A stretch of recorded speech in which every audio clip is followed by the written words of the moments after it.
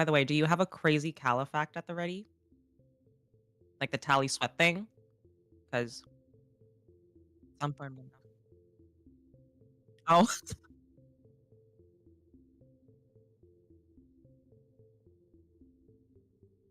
Okay, also my mic was just muted, but I hope you all just heard that. I love that that was the first thing that you guys got to hear as soon as I turned the stream on. that's incredible. Okay, I've got the Exodus trailer in the background here, but everybody let me know if you guys can hear us okay. Is my mic loud enough? Is everything sounding good enough? Atharia's mic good enough? Hello, I am here. I sound like a dead volus, but I promise I'm okay. Not a dead volus, a dying volus. Yeah, Atharia is We're not sick, there yet. so she's getting over it though. For anyone that is tuning in for the first time, I don't usually sound like this, but Okay, yeah, it it's sounds just like everybody can hear us. Everything is good. And Spinella, welcome to the N7 agents. Thank you. Oh, raise my mic. Okay, hold on. Okay, everybody. So today, I haven't streamed in a while. I've been really wanting to stream and I've been feeling okay enough to do so. So today, me and Atharia are going to talk about Exodus and Mass Effect. There's really not much to say about Mass Effect right now, unfortunately, but yesterday, I don't know if any of you have watched Secret Level, but I actually really loved it. Have you watched it, Atharia? I have not, but I've seen. Is there 2 episodes out? There's like 17. Wait, what? Oh, okay. Then Yeah, but yeah, I have no idea what's happening. each episode ranges from between like 5 minutes and like 12 minutes. So they're super short. They released it in like batches. So there was like the first half and then the second half. And yeah, I thought they were pretty good. Awesome. Okay, yeah. It's definitely on my list. I basically spent the entirety of yesterday going on the Exodus website and looking at all the traveler's guides. Isn't there so So much? there's so much. Like I knew the basics, like the timeline and who we were playing as, but the traveler's guides was just so good. And like I assume it was Drew Karpyshyn that wrote it. It looked like his work, but I yeah, think I'm just so. I know excited. he has been credited. Oh my god, credited specifically on certain articles that they've released, but I don't know like everything. We don't really know entirely who's working on Exodus.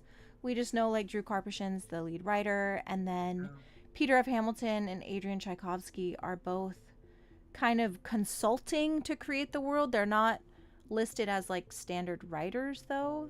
Yeah.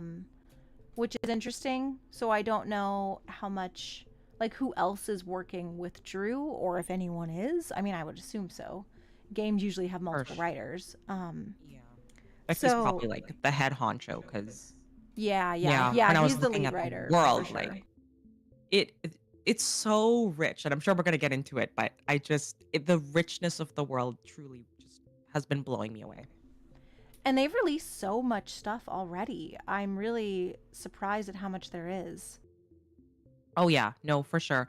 I think it is interesting though because when I was looking at it yesterday, they released a lot about the world. Like they've done a lot of upfront world building, which I'm not. I know that you release a lot of Exodus videos, but just I guess just for the audience, like we know the basic premise of Exodus is a whole bunch of humans left Earth and went to the Centauri cluster, which is basically like a mini galaxy in the Milky Way. Mm-hmm. And there were 2 different waves. So like the first wave was like they got there and then were like, wow, there's a lot of like Eden worlds here. They sent the, you know, come on over green signal to the rest of the arcs, and then they kind of followed. And that first group, I believe, are going to be the bad guys because as the second wave of arc ships went to the Centauri cluster, the first group kind of evolved into like what's known as celestials, right? Yeah, they started genetically, like, upgrading themselves essentially. And they turned into assholes. Yeah. So I am just like, we know a lot of the upfront, like, here are the bad guys. And you're gonna be playing as someone called June. But beyond that, I feel like we haven't got a lot of concrete details on, what we're gonna be doing, besides for the gameplay trailer that just released, like we don't fully know um what that's going to look like, but I just love the pure amount of world building that they've already established, cuz it just, like, they have different factions of people that, you know uh uh like, they have the celestials, which are the bad guys, and then they have the demons, which are like humans um merged with a thing called silicates. Like, it sounds super complicated. But it truly is incredible, and I think that's what excites me the most right now, and also the amount that we don't know. Yeah, I think for me, I love a world where the lore is so well written that it feels real.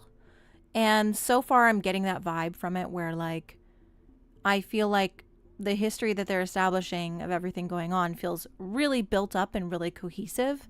So I just can't wait. Like I want to play the game and like focus on the lore.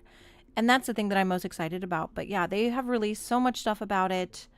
It's fascinating, this world. And a lot of people have kind of compared it to Andromeda, and I definitely feel the vibes. I don't think it's a secret whatsoever that there is Mass Effect within the DNA of this game. I mean, when you have people like Drew Karpyshyn creating this world, I think it's inevitable.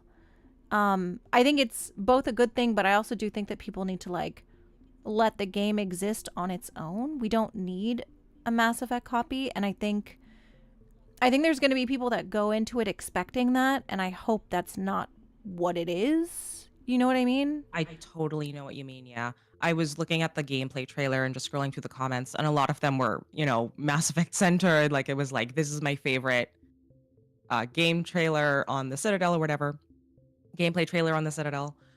So there was a lot of, I think a lot of people are flocking to Exodus as like either scratching their Mass Effect itch, or just kind of, if they don't like the direction Mass Effect's going, just replacing it altogether. But I will say, definitely getting the Andromeda vibes. I think that this one has obviously the same concept, right? Like, you're leaving Earth, you're going someplace else, but it is still within the Milky Way. So in that sense, it is kind of different. But I think the tone of it is a lot closer to um what, like, the trilogy fans and stuff like that um kind of prefer, maybe. Because obviously we've talked extensively about the tone that Andromeda had, and obviously the next Mass Effect is going in a different route. But I think that this one just comes across as very high stakes, and not that Andromeda wasn't, but like high stakes with a lot of different factions. Like, I guess I'll go back to the world building. It just seems a lot more fully fleshed out. And whenever anything is listed on the Exodus website in terms of, you know, this is a thing that exists in Exodus. Like, for example, I think let's use the demons as an example. The demons are basically humans that have merged with an alien uh, species in the Centauri cluster called silicates. And on the website, it says that demons are prone to violent urges and violent thoughts. But it also gives kind of like two paths of thinking where they're like, um, it's the silicates that are, you know, uh, causing the humans to become violent. But then there's always a second thought of, no, it's the humans themselves who are violent. And I feel like just having that, like, there's always a dichotomy, like, there's always multiple perspectives on any one thing. Um, it just has the right tone. It's hitting the right notes for me, where I'm really excited to see the type of stories in this kind of, like, really just deep lore and stuff, like we mentioned. And I saw a comment here, something about the demons. Really, really Um, quickly, just in the background, I rewound the video so that chat could see. Exodus released a video on silicates and like They're called Ah. daemons. Oh, Um, daemons. Okay, my bad. I thought it was yeah, demons. that's how the devs pronounced them. So Okay, I have that daemons. video up. Sorry if you guys saw me scrubbing through the footage. I promise the video wasn't like lagging. It was me. Okay. Yeah, there was a comment here. Are there any alien species in it other than the daemons? Daemons, right? So the That's how you pronounce it? silicates are the daemons are like after they've merged with humans, and the silicates, which is what is on the screen right now, are the or the silicate egg, which is what this daemon is holding, is supposed to be, from what we know so far, the only actual alien life in the Centauri cluster. But they have said that everything else is like, Earth origin. So the awakened animals, the changelings, the celestials, obviously, they are all originated from Earth. Yeah, I would say to go off of that. It sounds like because the celestials are basically evolved humans. And yeah, there's the celestials, there's awakened animals, so basically talking pigs, talking bears, like really intelligent ravens and stuff. I'm not I can't entirely wait. sure what changelings are, to be So honest, but so awakened animals are like animals that have been, uplifted, I think is like the usual sci-fi term, but they're called awakened in gotcha. Exodus. But they are basically awakened to be smart and work alongside humans, blah blah blah. Um, but the changeling seems like they are celestial related, and they're things that the celestials have created, and a lot of them are humanoid, and they exist to kind of perform a task or like a duty. Like they are basically workers. There's even one called the Gath, which okay, if you guys have read the Exodus book, there is literally terms in there that made me laugh so hard. Like there's something called BioWare. There is the Gath. Like Oh my goodness. it's people are gonna read it and like you're gonna see it and be like, wow, Mass Effect. And it's the fact. I mean, Peter F. Hamilton wrote this book with collaboration with Archetype, but still, it made me laugh. But yeah, so there's all these species that exist to basically help the Celestials. Is kind of what the changelings are. Okay, yeah. So then I guess off of that, yeah, besides for the silicates, I don't think there's any confirmed like truly alien life Yeah. that we've Mm-hmm. heard about yet, which is interesting. But yeah, I guess I just really love the concept of the bad guys also being a form of evolved humans. Like that Yeah, to me too. me, it which is why I think that it's going to feel like its own game and franchise separate from Mass Effect because the concepts itself tackle things that aren't what Mass Effect would tackle, right? Like we haven't seen in Mass Effect a true human on human conflict or, like evolved human. It's always been, versus other artificial intelligences or versus other aliens, like enraged Krogans or something like that. So I think that that's what's gonna like just the story premise and the way that the Centauri cluster is set up is going to make it feel like its own thing, which is why I'm super excited. Yeah, I do think that, this is going back to what I said earlier. Like, I do think that they do have enough original concepts to stand out on their own and not be another Mass Effect copy. I don't think that was ever their intention either. Like, everything that they've shown so far seems to be very unique. And yeah, there's obviously, some Mass Effect stuff that like June gets to use the Orion Gauntlet, which very much reminds me of like Biotics and the Omniblade and the Omni, like those exist, but those are also not just Mass Effect concepts. Like that is, not Mass Effect. Like Mass Effect isn't the only one who can ever use that concept ever. Like we gotta, Like a sci-fi concept. yeah, yeah, exactly. So I'm super excited. I feel like what they have shown is enough to make me feel like it will stand out on its own and not just be another Mass Effect copy. No, definitely. Oh, I why think is there that ads? How do I haven't streamed in so long. I don't know how to turn off ads. Oh my oh, is there god. ads on your own thing? I mean, Yeah, as long because as I there's have my not stream up. random, as long as there's not like random, I think last time it was, what was it? Men's underwear ads or something like that. That was really funny. No, this was I was for like, makeup, how? so no. Okay.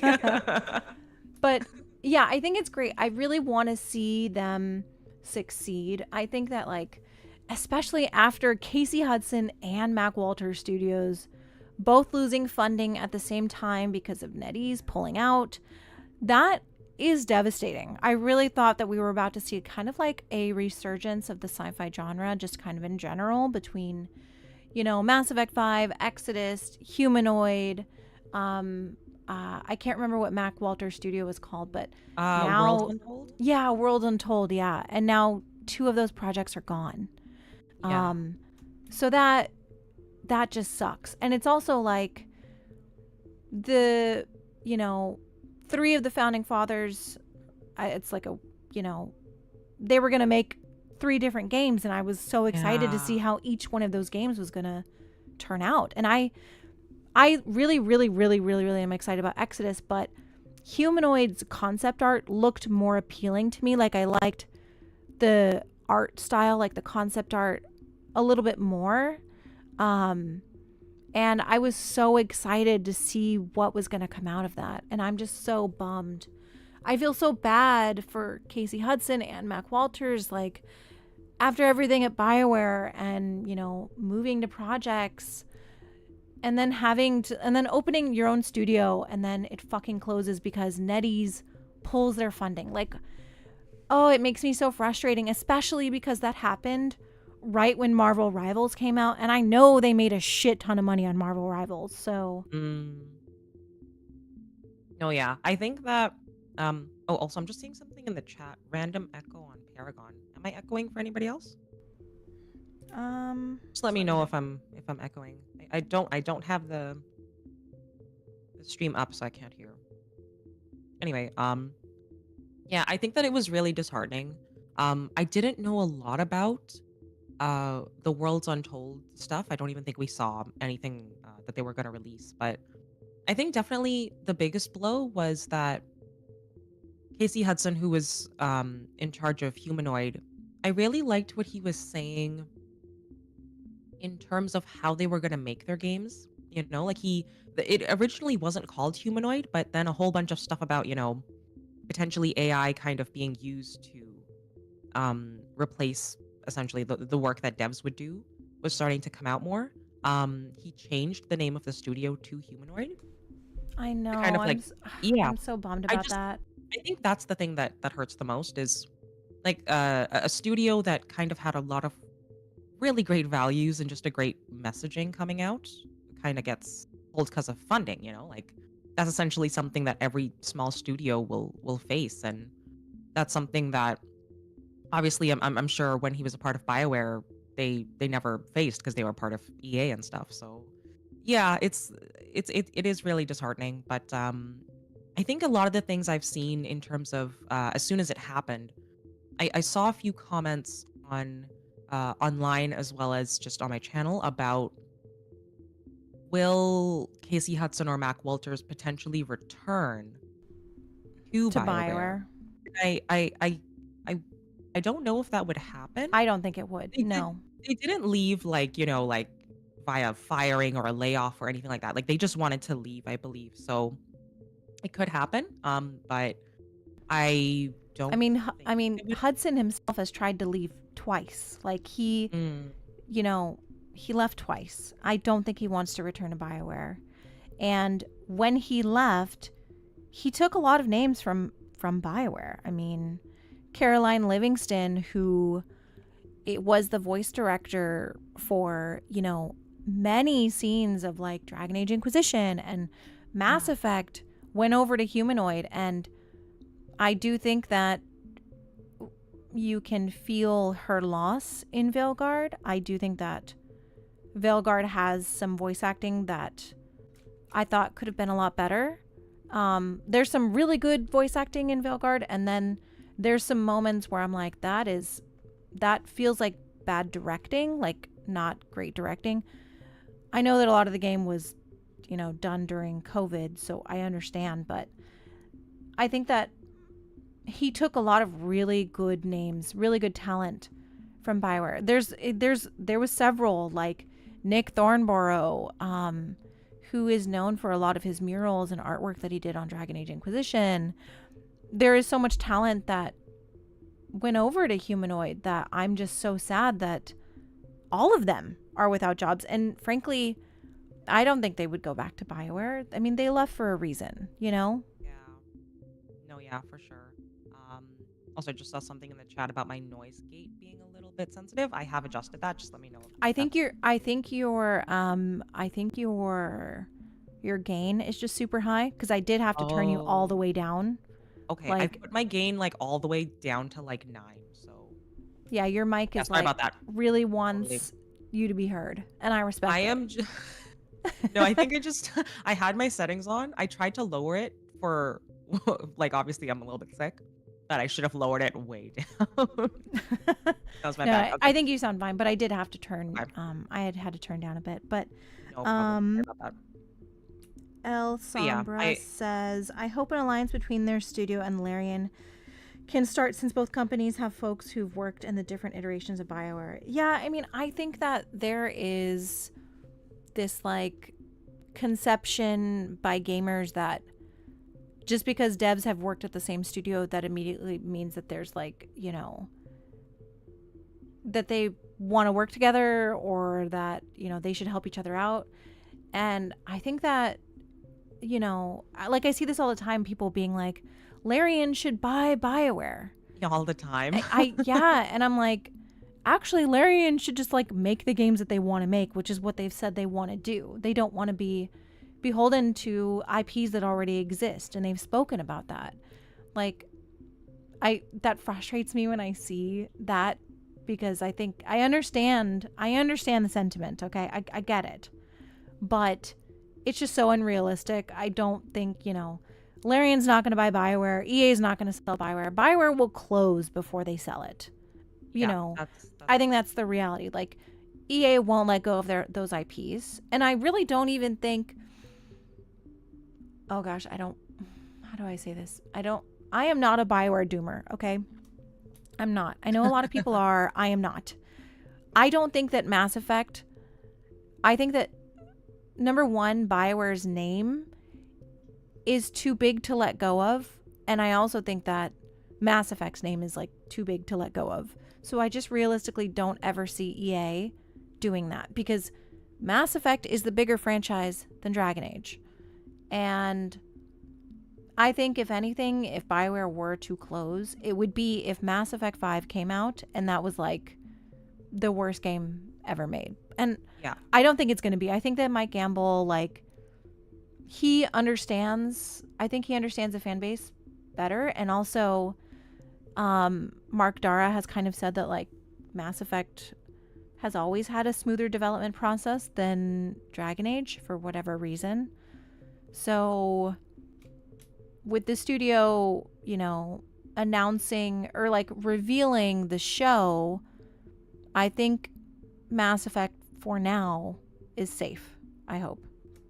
That No, was a little yeah. bit of a tangent. Sorry. No. All good. And I definitely want to touch on that as well. I just saw somebody in the chat say that they discovered our channels for the first time, I believe. So hello, and welcome in. Tony Lee. Tony Lee. Oh my gosh. Yes, hello. Hope you enjoy the speculation. But yeah, to touch on that point, I think the the rhetoric of, oh, Larian should snap up the Mass Effect IP. I don't think it comes from like a, this is totally gonna be a thing that happens. It's more almost like a cry for help No, I in think people terms of trust like, Larian. No, I get it. Like, people trust yeah, Larian, and I do too. I know that Larian has become one of those studios that I will buy everything that they make. Like, that's the thing, and right? Like, yeah, and I wish more studios like that existed. It makes me sad that they don't.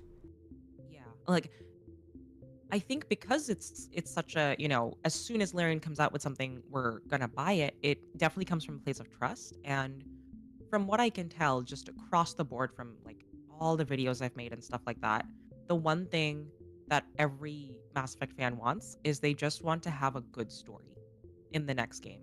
Like that is Yeah. the bottom line, like the number one. I've put out like so many different polls, and story is always the number one thing that they're just desperate to for it to have. And obviously Larian is good at that, right? Like Baldur's Gate 3 was good for a reason. Okay, So, okay, but you know what is actually ironic about that? Okay. yeah. This may be a very, very spicy take. Oh, here This, we go. I know this is going to make people mad.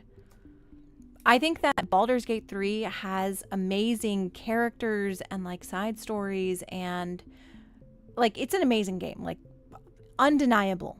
Okay, undeniable. But I also think that that game's main story is probably the weakest part of the game. I actually like I think the elements kind of around it that are supplemental to it are the best, like are very, very good.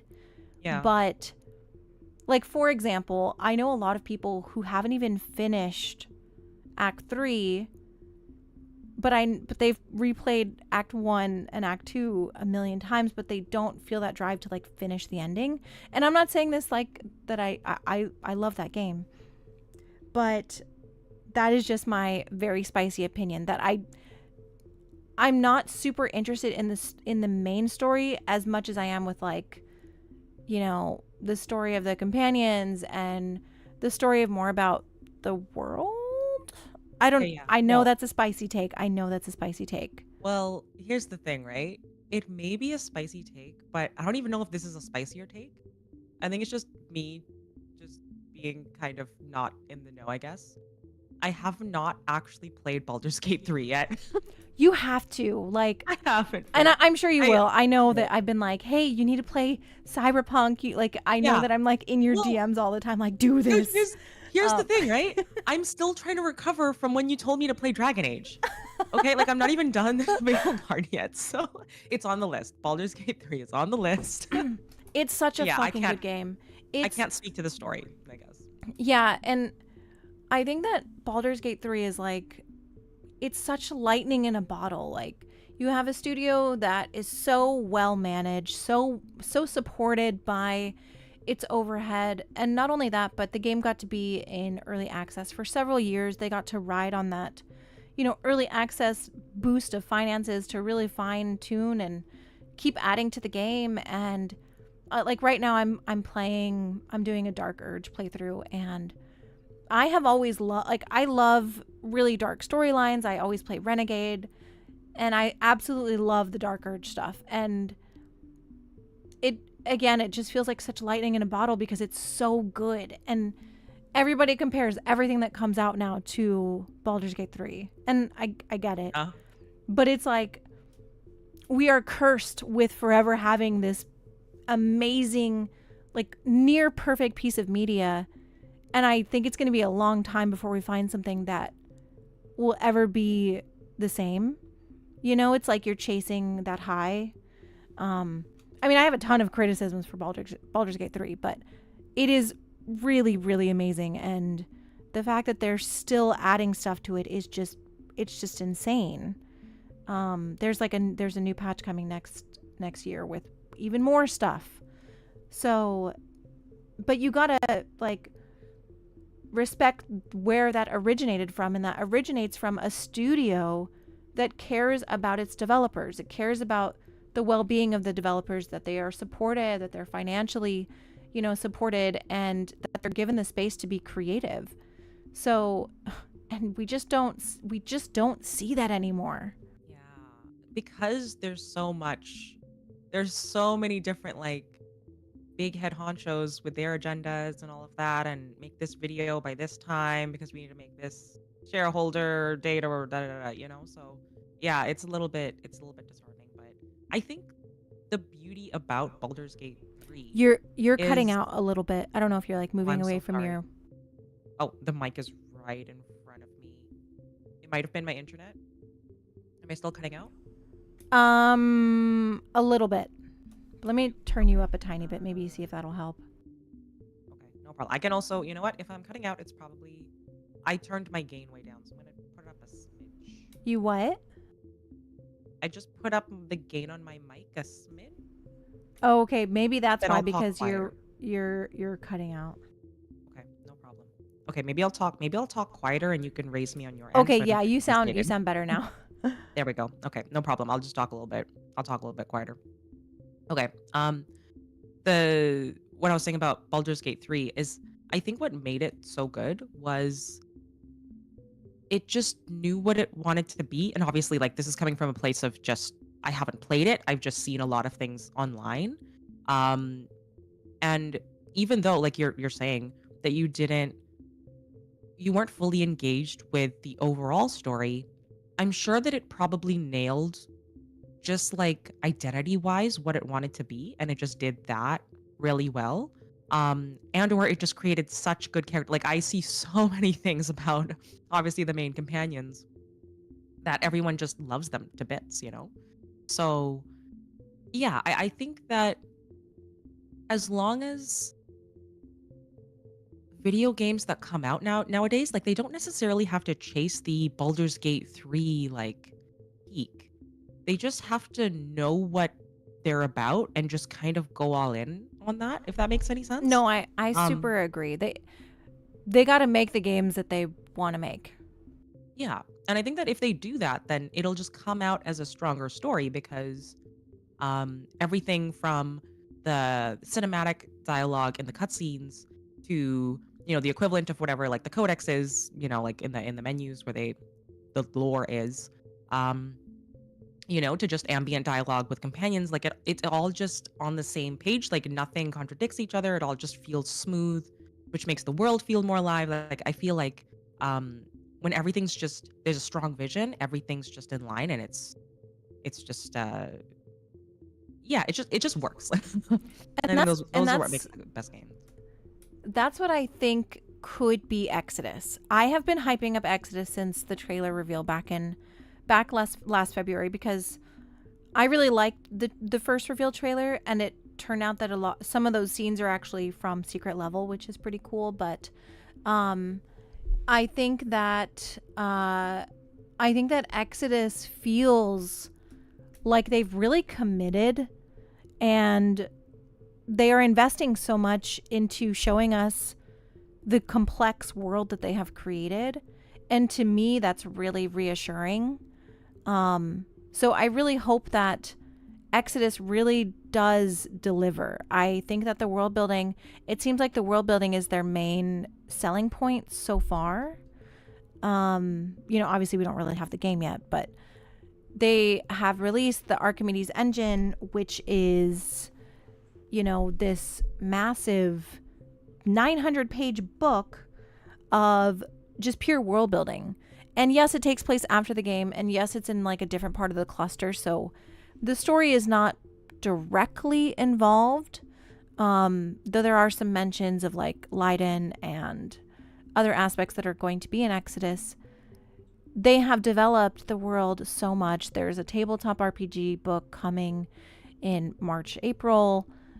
Oh wow. So yeah, there is like so much. All of these short stories that they've revealed on their website, and these are going to be like, there's an Exodus museum that will reflect our choices in game, and these are like the archive clips of those. So Oh man. they have really set this up as massive. And if they deliver, if they give us what they say they're giving us, this game is going to be massive. They have said that Yeah. like, we'll leave behind companions and they will age, decades or centuries. And they've said that there's multiple outcomes, multiple endings. One person's playthrough is supposed to look entirely different from another. And I understand people's hesitation to like believe stuff. Like we all need to see it to believe it. But if they Yeah. can really deliver what they are saying, this could be the next big game. This could be like the next. Again, I don't think another game for a long time is going to be another Baldur's Gate, but this could be another game that people were maybe like not expecting to be as good as it is, like kind of the Baldur's Gate situation. You know what I Oh, mean? definitely. Yeah, yeah. Well, I think with Baldur's Gate, there was already like it was Baldur's Gate 3. Like there was already an established kind of, strong fan base, albeit like the game. The, I think Baldur's Gate 2 came out in the 2000s or something, right? So, but there was kind of an established base. So I feel like Exodus won't hit that level, but it easily can be, while Mass Effect 5 is cooking and stuff, the thing that just sci-fi fans all flock to, because again, like I have seen enough up front on the website and on the videos they've been putting out and everything. Um, I've seen enough world building and lore to know that that side of it is strong. And from every like the gameplay trailer that they released, it looks good. But I want to start seeing things now, like, you know, um, an actual full cutscene, like an actual just full unedited, running around somewhere and actual gameplay to be like fully all in on this is going to be absolutely amazing. But yeah, for now, definitely I just it makes me so excited. And I was trying to pinpoint like when it could release. And I think they opened up their, I think it was like some type of a like Their founders program, is the that what you're founders referring program. to? Yeah. Yeah, yeah, yeah. The founders program, they said they're gonna lock it down, I think August 30th of 2025. So I feel like they're aiming for maybe like a Q3 or a Q4, like next year, September onward release date, maybe if that's when they're gonna lock that down. Um, That's what I'm expecting too. yeah, I'm hoping that by, hopefully around N7 Day next year, we're gonna have our hands on Exodus, because yeah, it looks awesome. I think that based on what they have said, kind of like they did that reveal the other day, and they said that they would be revealing a lot more over the coming months. So they've said a month, or they've said months, not like next year or, something like that. Obviously, like we have the entirety of 2025 left. So, them Yeah. saying months is like extremely vague. But I think with everything that they've shown, and with how much they've shown, it would be weird to not have this game relatively soon, because by the Summer Games Fest in June, we will have one novel, one tabletop RPG book, and an episode of Secret Level dedicated to Exodus, and no game, which is Yeah. weird. That it has to be end of year, like 2025, unless they need more dev time for whatever reason. But I would be pretty shocked if it didn't release like by Yeah. the end of 2025. Yeah, I think so too. I do think though that right now studios are withholding their release dates because of Grand Theft Auto. Yes, So they're like, waiting. yeah, everybody's like, we got to see what Grand Theft Auto is going to do so we don't And then just interfere. everyone just Yeah. avoid that month. Which I get it. I'm very excited for Grand Theft Auto. I love Grand Theft Auto. But it pisses me off knowing that that's how we are, because I'm like wondering maybe Exodus has a release date, but like they don't want to say it yet because of Grand Theft Auto. Not even Yeah. necessarily that these are like the same genre or anything, but the entire industry is like, we can't release the same time as Grand Theft Auto. Yeah. So You just have to wait for that announcement, and then I'm sure like it'll be pretty funny like a week later. Hey guys, this is the Exodus date, oh once my they kind of gosh, know yeah. that. But Also, chat was asking what Secret Level is. yes. Secret Level is like an anthology series of a bunch of animated stories based off of different video games. So there's like Armored Core, Warhammer, Pac-Man. There's 17 stories, I believe, and Exodus is one of them. I definitely recommend the episode. I thought it was super good. Have you watched it yet? I haven't. No. Like it's on my list. This winter break is gonna be just everything. Like finishing off the Totally Veilguard, fair. Totally fair. jumping in. Like I have it on my list to read the Archimedes Engine, like that huge Yeah, page good luck with turner. that. So That book yeah, is like, it's massive. And it's which very I'm so it's like excited about. it's like world heavy, so like I had to take notes while I was reading it because my brain is small. But yeah, it's really good, but it's a lot. Also, No, I I'm wanted probably to going to bring be up taking notes as well. yeah, I wanted to bring up someone asked, is there a Mass Effect secret level episode? And the answer is no, not yet. But Gamble retweeted that Secret Level got a season 2. Okay? And I'm conspiracy theorizing. What if Mass Effect is one of those episodes? It would be the perfect, because we know that the TV show is going to be live action, but all of Secret Right. Levels have been like CGI animated, like what we're watching now. And Jennifer Hale, she posted yesterday that she was recording something, and it's probably too early for her to be recording anything for 100%. Secret Level. But what if? But what if? But what if? Okay, look, you know who you're talking to. I'm here for all the conspiracy theories. I knew you would be, and that's why I wrote it I'm down for us to talk about. totally no, 100%. No, but here's the thing. Kala. Okay, that Jen Hale thing that dropped, and I feel like we have to link it in the chat or something so that people know this has happened. But Jennifer Hale, who obviously voices female Shepard, posted, was it yesterday or 2 days ago? I think it was like Days 2 ago? days ago. Yeah, she posted using a hashtag NDA, which obviously could mean anything, but she said that she was recording something, and she said something was on her screen, and that she couldn't say anything about it, but that we'd love it.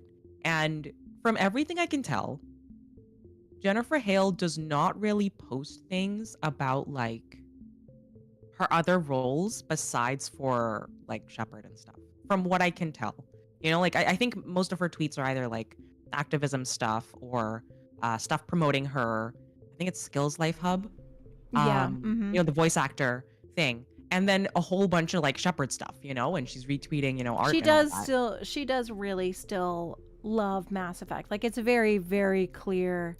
Yeah. That it's still very special to her. Yeah, no, I totally agree, and that's why it was very suspicious. Well, here's my conspiracy theory, Kala, because yours is for Secret Level, but I raise you my conspiracy theory, which is, what if she's recording something for a Mass Effect 5 teaser? Well, it says hashtag. It says hashtag animation. Right, but that could mean anything, right? Video game animation. Maybe, but I wouldn't consider like a Mass Effect trailer an animation. I'd consider it like technically it is. I don't know. It's animation, right? Yeah, I don't know. She left it vague enough that she knew people were going to be doing exactly what we're doing. Oh, vague. But like I saw that and I was losing my mind.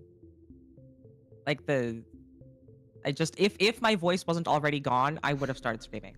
But yeah, no, I love how anyway, conspiracy theory we are about it because it's very suspicious. Very suspicious. So that is my number one conspiracy take of the day, is that she might be recording something for like a teaser on, I don't even know. Okay, here's my question, I guess. Off of that random conspiracy theory, let's try to get back a little bit to reality. When do you think we're going to get another solid Mass Effect 5 teaser? Okay. Like, do you think it could be as early as... Okay, yeah, I want to hear your thoughts. So first off, the Mass Effect show isn't even actually confirmed yet.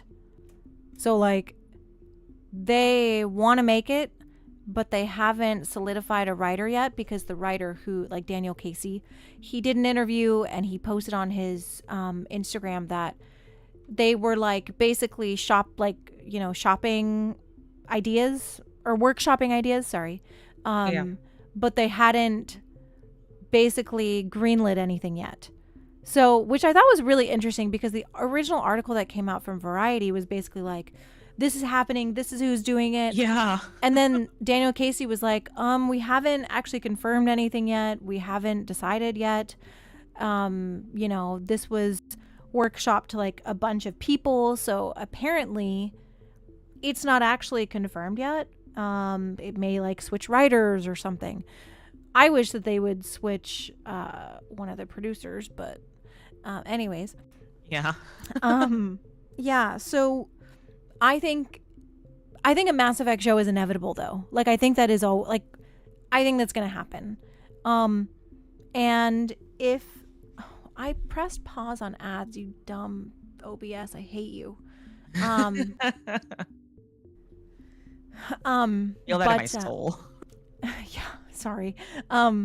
But so what I think will happen this year is, number one, we will get a solid, when that is finalized with whoever the writer is decided, we'll get a final confirmation, because like even Gamble, I don't think he shared anything about the TV show on his Twitter. Nope.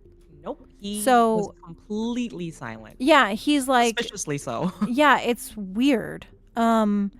So I think that once that is finalized, which I assume will be sometime this year, we'll get an announcement for that, and then like any casting information if they like move forward with it, which I fully expect them to, but just like I said, as of right now, the Mass Effect show isn't super confirmed. Like it seems like it's happening, but they haven't really solidified anything yet, and they definitely haven't solidified the writers. So I think that if we get any news this year, it'll be about the TV show and like that happening. And then I think that Gamble has already teased that 2025's and 7 Day is going to be massive. Based on his like tweet where he was like, he did his like little eye thing, I think is what it was. Yeah. So that's what I expect. But I don't think that we're gonna see anything major, especially if Exodus comes out this year too. Oh yeah. Like I don't think that they will try to like compete, especially with Mass Effect being so far out. Yeah. I also just love how you're already saying this year as if it's already 2025. 2024 is dead to me, okay? It's 2024 does not exist to me. We are in 2025, guys. I don't know if you know this, but it's 2025. Next year is 2026. Yeah, exactly. We're living it. We're already living in it. No, yeah, but I think that like I am 100% know that I'm clowning when I say like I really want there to be something Mass Effect 5 related for like a Summer Games Fest, but there's just absolutely no way that would make any sense. It's just something that I'm praying for. I think that, yeah, it would be super interesting though, because if like GTA stuff is happening in like the fall and winter of 2025 this year, they say, I'm skeptical. Oh really? I so really, you're thinking 2026. Because really would be super busy. Yeah, no, I think to release that something huge. Like it'll be in the middle of like everything else happening, right? So who knows? I think that there's a lot of games that want to release this year. Like even Fable, they said that Fable was going to release this year, and I'm like, right? Is it? So I'm kind of like skeptical. I think that Grand Theft Auto, maybe it'll release this year if we're lucky, but also maybe it won't. Maybe it'll be beginning of 2026. I don't know. I think I've gotten pretty jaded when it comes to games announcing their release dates, because I'm always like, that's probably up for interpretation, or like a loose date that they could change at any moment. And then we're going to see one of those like infamous posts on Twitter with like, just the JK law. Yeah, the background and then a bunch of text and being like, we're very sorry. And like I get it, but I'm also like, just don't announce it until you're 100% sure. Yeah, I feel like we haven't seen enough of GTA to definitively be like it's coming out winter of 2025, Like I think exactly. It has to be something like I think for it could make a huge payday if it drops like 2026 summer. It just has that type of vibe. Like, just because it's in Florida, like I feel like just the vibes of it, people would want to play that in summer as opposed to like winter. I don't know. If I I think that had like to bet, it would be 2026 summer, but yeah, that's how I feel too. But like that game is gonna sell no matter what. Like it oh, it doesn't. doesn't matter. Yeah, Yeah. it literally does not matter. I feel like to get like the teens though, they would do like a summer holidays like push, but they could literally release it and it would be the biggest. Like Yeah. I think we all know it's already gonna be like the biggest grossing video game ever, and Oh, it hasn't ever. even like Yeah. dropped.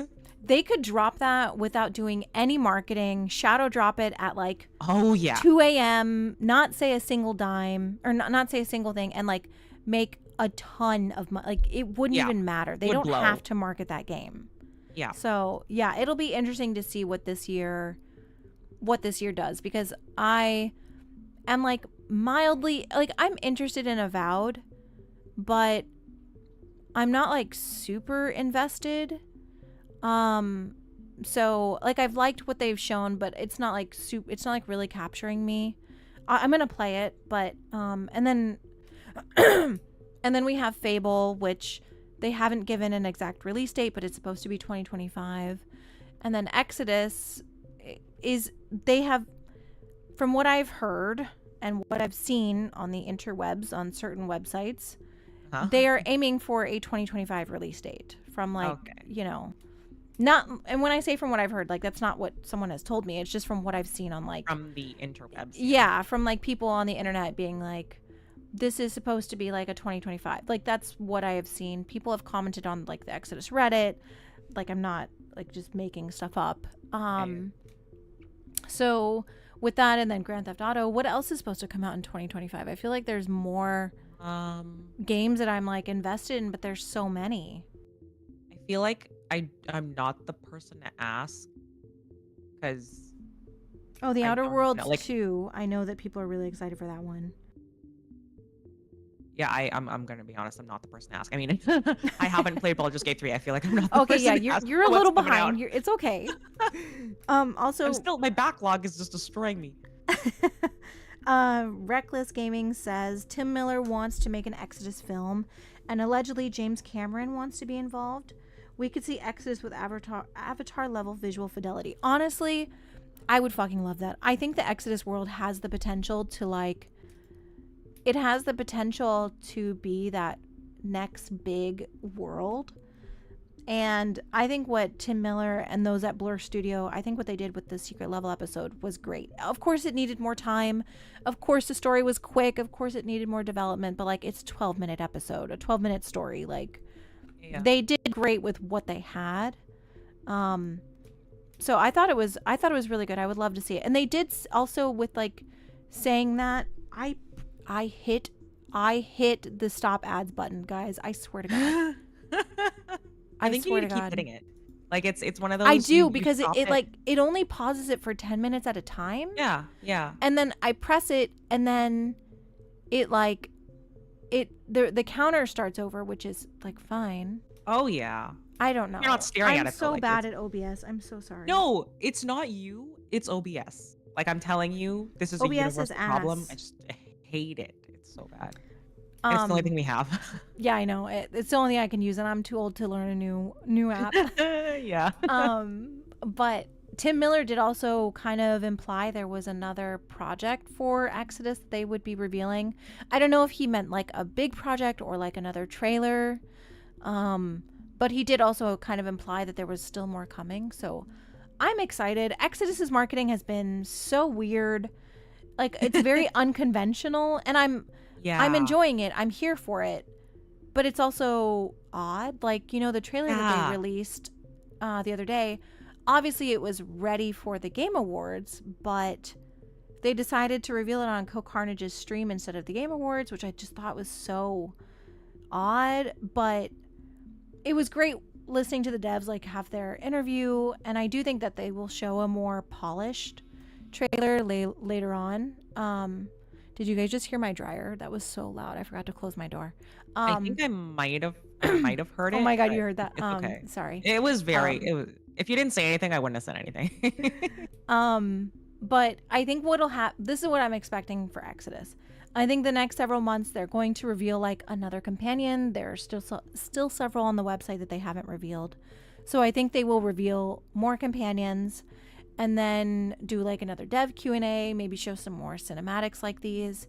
And then for Summer Games Fest, they will show like another CGI / gameplay trailer, like a real one.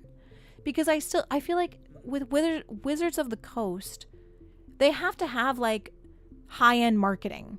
They literally did the Game Awards last year just to show the CGI trailer.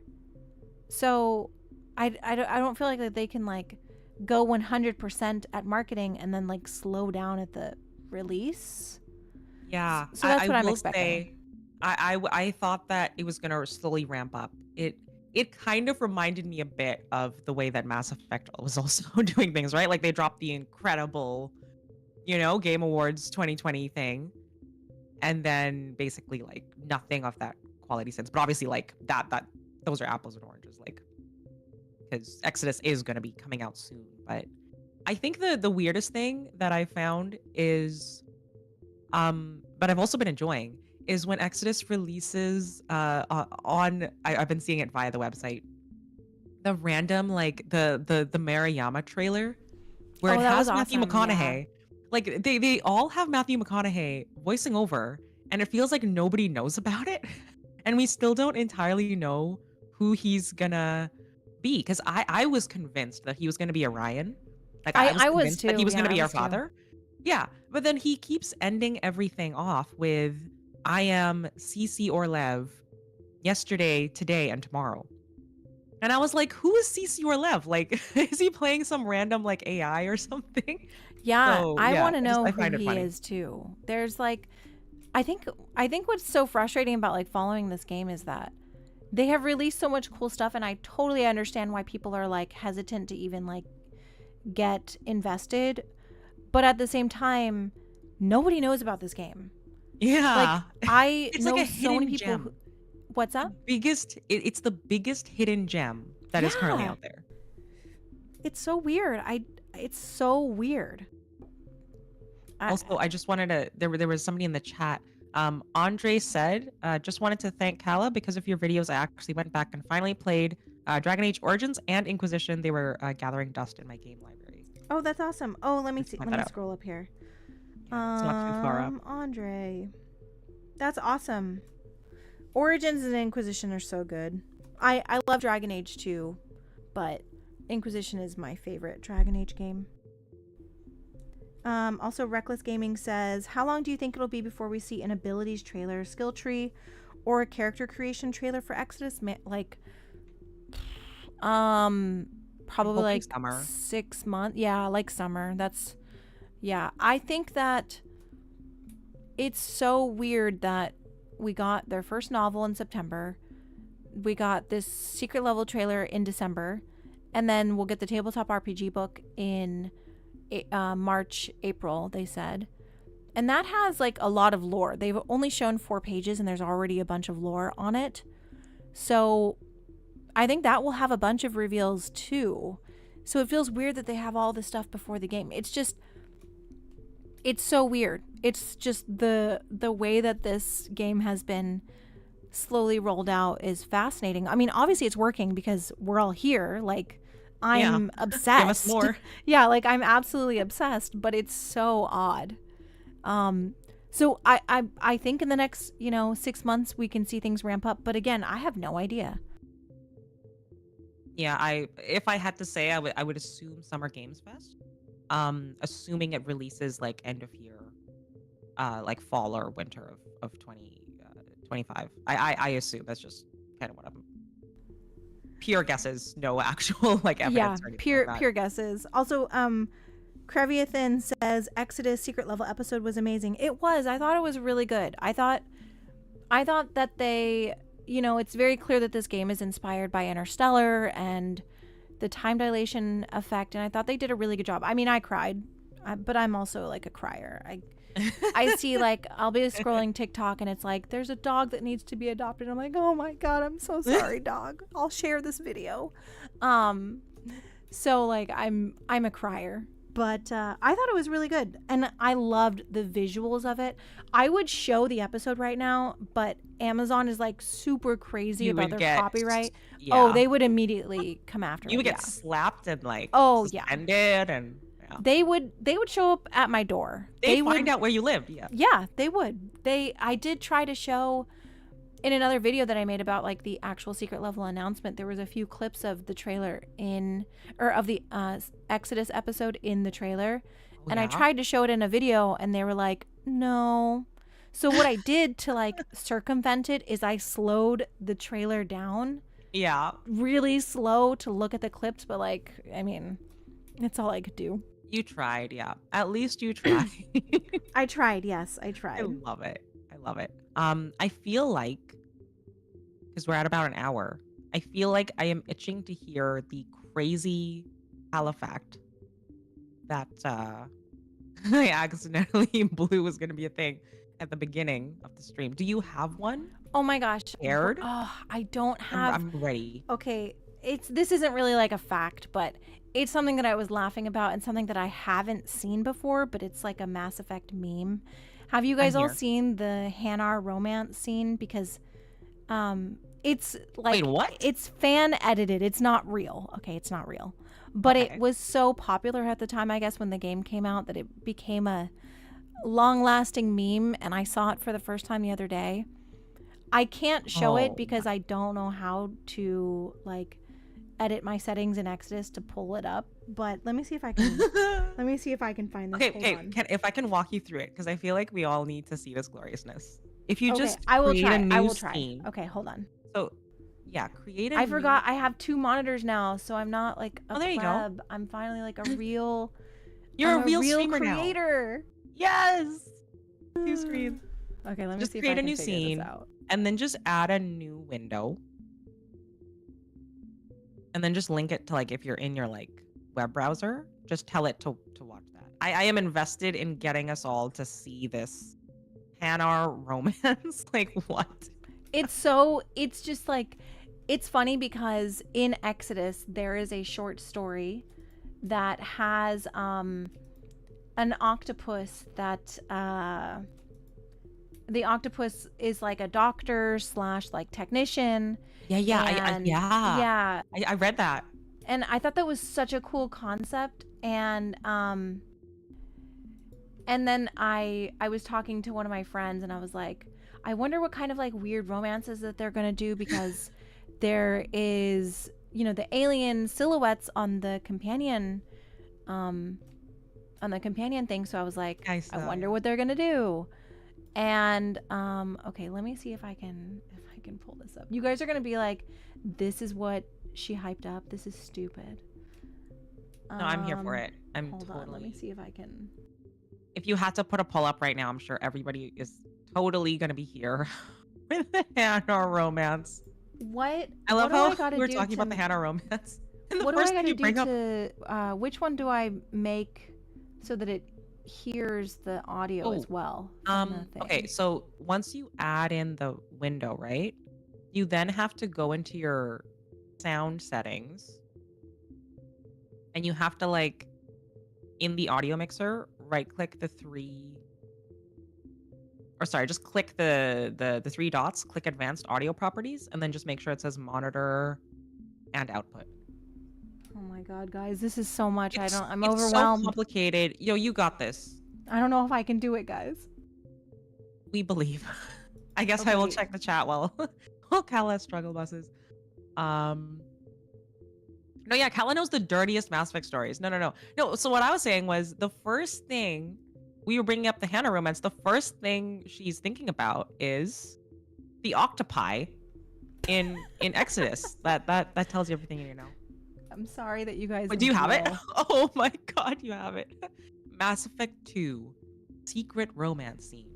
Okay, so now where do I Okay. So, oh man, you know what? I think you just need to turn your desktop audio on.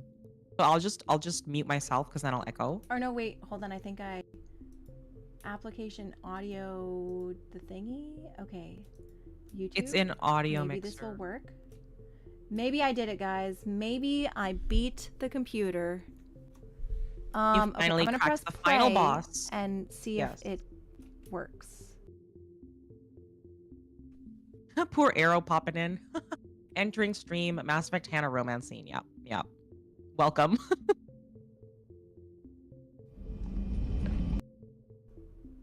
Okay, I think the volume worked.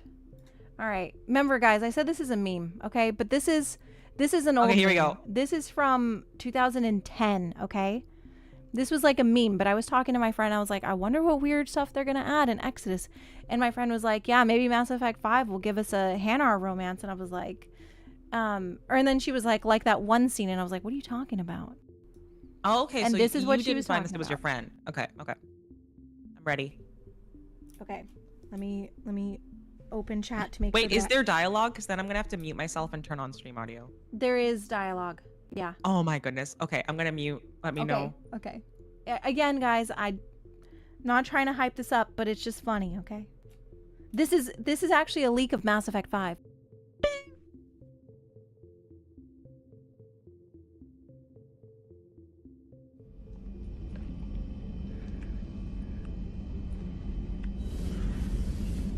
I was wondering when you'd show. Timidly, I can come back if this is a bad time. No, I want you to stay. Reluctant sorrow.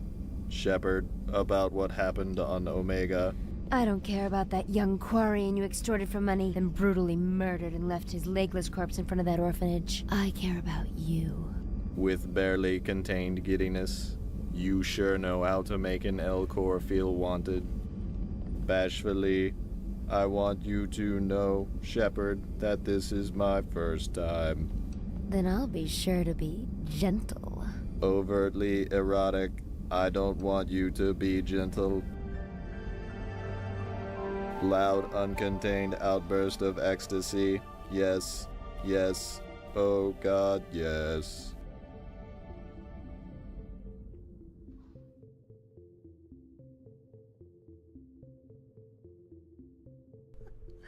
See, guys, I told you it was stupid. Oh, man. Okay, can you come back? Are you here? Also, I don't know why I thought it was a Hanar. Maybe there's another Hanar clip that I've just deleted. I was expecting a tentacle thingy to come in. It was an Elcor. Yeah, I don't know why I thought it was a Hanar. Oh, I'm so Wishful thinking, happy. I guess. That is now My the bad, number my bad. one. But yeah, that's the number one crazy that is our Califax. first look at Mass Effect 5, guys. They're getting real weird with it. Oh yeah, new romance alert. Elcor romance is on the table. Hold on, I gotta turn up my volume so that I can hear you. 1 second. The part. Oh man, that whole thing is gold. Honestly, the whole I love thing's that gold. someone took the time to animate that, and Yeah. I love that someone took the time to animate that and voice the lines for it. Like, I love when modders dedicate, like they go all in. Totally. I gotta respect it. No, yeah, but also the fact that like that there was lore behind that. That Elcor was the Elcor that had, remember that one Quarian mission on Omega where we have to like give them gold, or at least the Paragon. I don't know if you would know this, Calla, but the Paragon option is to give gold to the Quarian. I know you play Renegade. I have my first playthrough was actually Paragon, and then and then my after next that, one I was like, ooh, Renegade got a little bit of a kick to it, and then I was forever changed. But yeah, no, I have that's fair. played yeah. Okay. Yeah, but there was lore because yeah, okay, there we go. Andre saying Harriet. I think that was Harriet because it was an Elcor that that had a Quarian. I don't know, like under him or apprenticing him, or I don't know. It sounded like he was taking advantage of I him. mean, he was about to have a Herod? human underneath him, so Herod. Okay, wait. No, but yeah, I love that there was lore that it made sense. I have so much respect for modding communities, even when it's just like jokes or memes or whatever. Like, you Oh, gotta those are the respect. best. Yeah, you gotta respect how much time and effort that people put into that. I thought that was a great video, just absolutely hilarious. Awesome.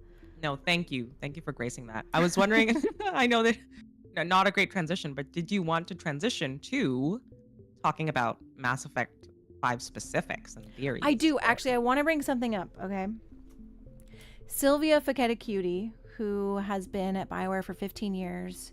She wrote Mass Effect, Lair of the Shadow Broker. She wrote a lot of stuff in the Citadel DLC. She wrote Liara in 2 and 3. She wrote Glyph. She helped write Legion. She helped write Josie from Dragon Age and in Hush Whispers, Josie Champions of too. the Just. She's an amazing writer. She left BioWare. She posted on Blue Sky that after 15 years she decided to leave BioWare. She did work on Veilguard. She wrote Emmerich, which is probably, I think, the standout companion, like one of them. I have not met him yet. Yeah, so she left, and I'm really sad because Liara, she wrote, writing for a game is like a very collaborative effort. Like, she's not the only writer on Liara, but she is one of them. And she wrote a lot of Liara in Mass Effect 3 and 2, especially like Lair of the Shadow Broker and stuff like Yeah. that. So I'm really, really, really sad. And it also does give me a little bit of concern for Liara being like, Yeah. and I want to say this without everybody immediately being like, BioWare's dead. Like, that frustrates me so much because there's so much Yeah. of the Mass Effect team that's left. But I have a question for you. We see that, it is undeniable that there has been change at BioWare. And there are only a few veteran writers like Cheryl Chi and Trick Weeks that have moved over to Mass Effect 5 to write. I'm assuming they're going to write on it. But my question for you and for chat, I know that you really want Shepard back, and I know a lot of people do. So my question is for you. Do you want Shepard brought back if it's an entirely new writing team and no one who has written for Shepard before is their writer? Do you trust that Shepard could be brought back in a way that would feel like the Shepard that we know? Or do you think that there's like room for someone to do a new take on Shepard? Or do you think that there's room for them to fail at writing Shepard if they were brought back? Like, what is your stance? And then after that, there's something else that I want to talk about. But I want to know how you feel with so much of the Mass Effect team writers being new. Yeah. That's an excellent question. And I also just want to touch on the fact that like Sylvia leaving is a huge blow. Like Liara in 2 and 3, like in 1, I didn't particularly like Liara was obviously very different in 1 compared to like 2 and 3, and I loved her in 2 and 3. So that is a huge blow. I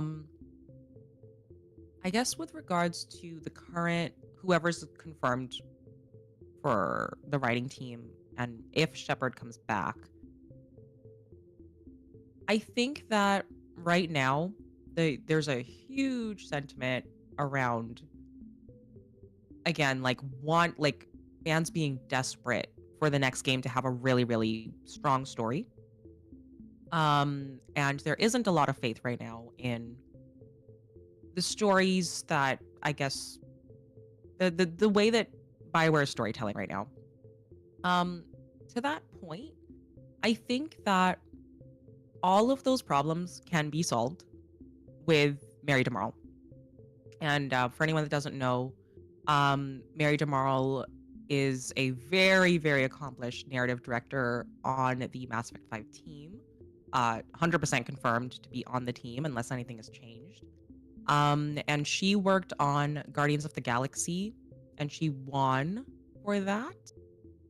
Best narrative direction, or either for being narrative director. As well as she worked on things like oh man, I'm blanking. It's Deus Ex, right? Deus Ex, Yeah. which is the closest equivalent, I guess, to a Mass Effect S thing.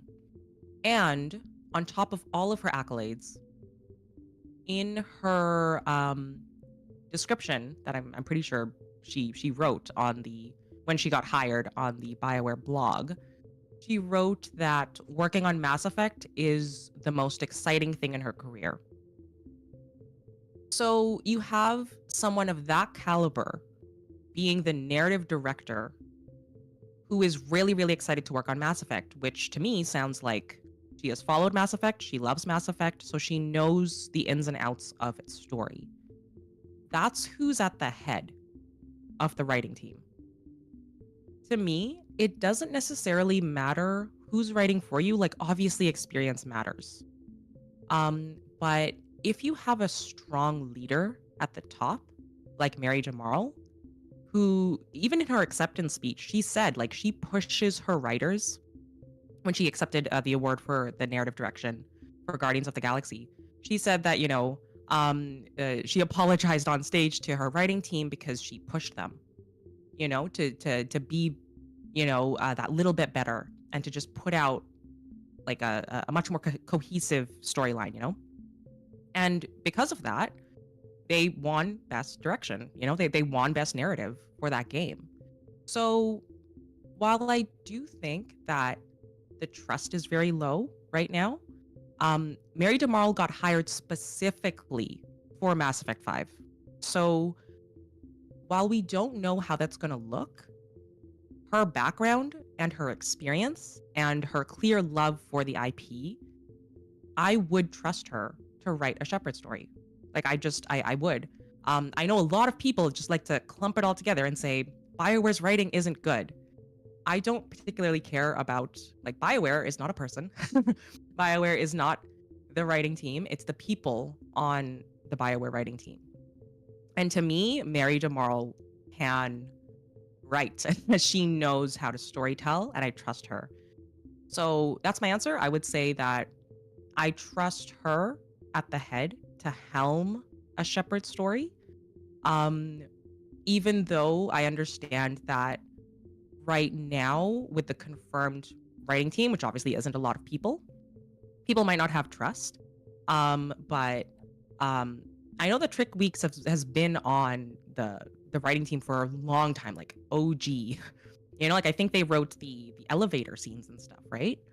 In Mass Effect. So yeah, I would say that's my current answer.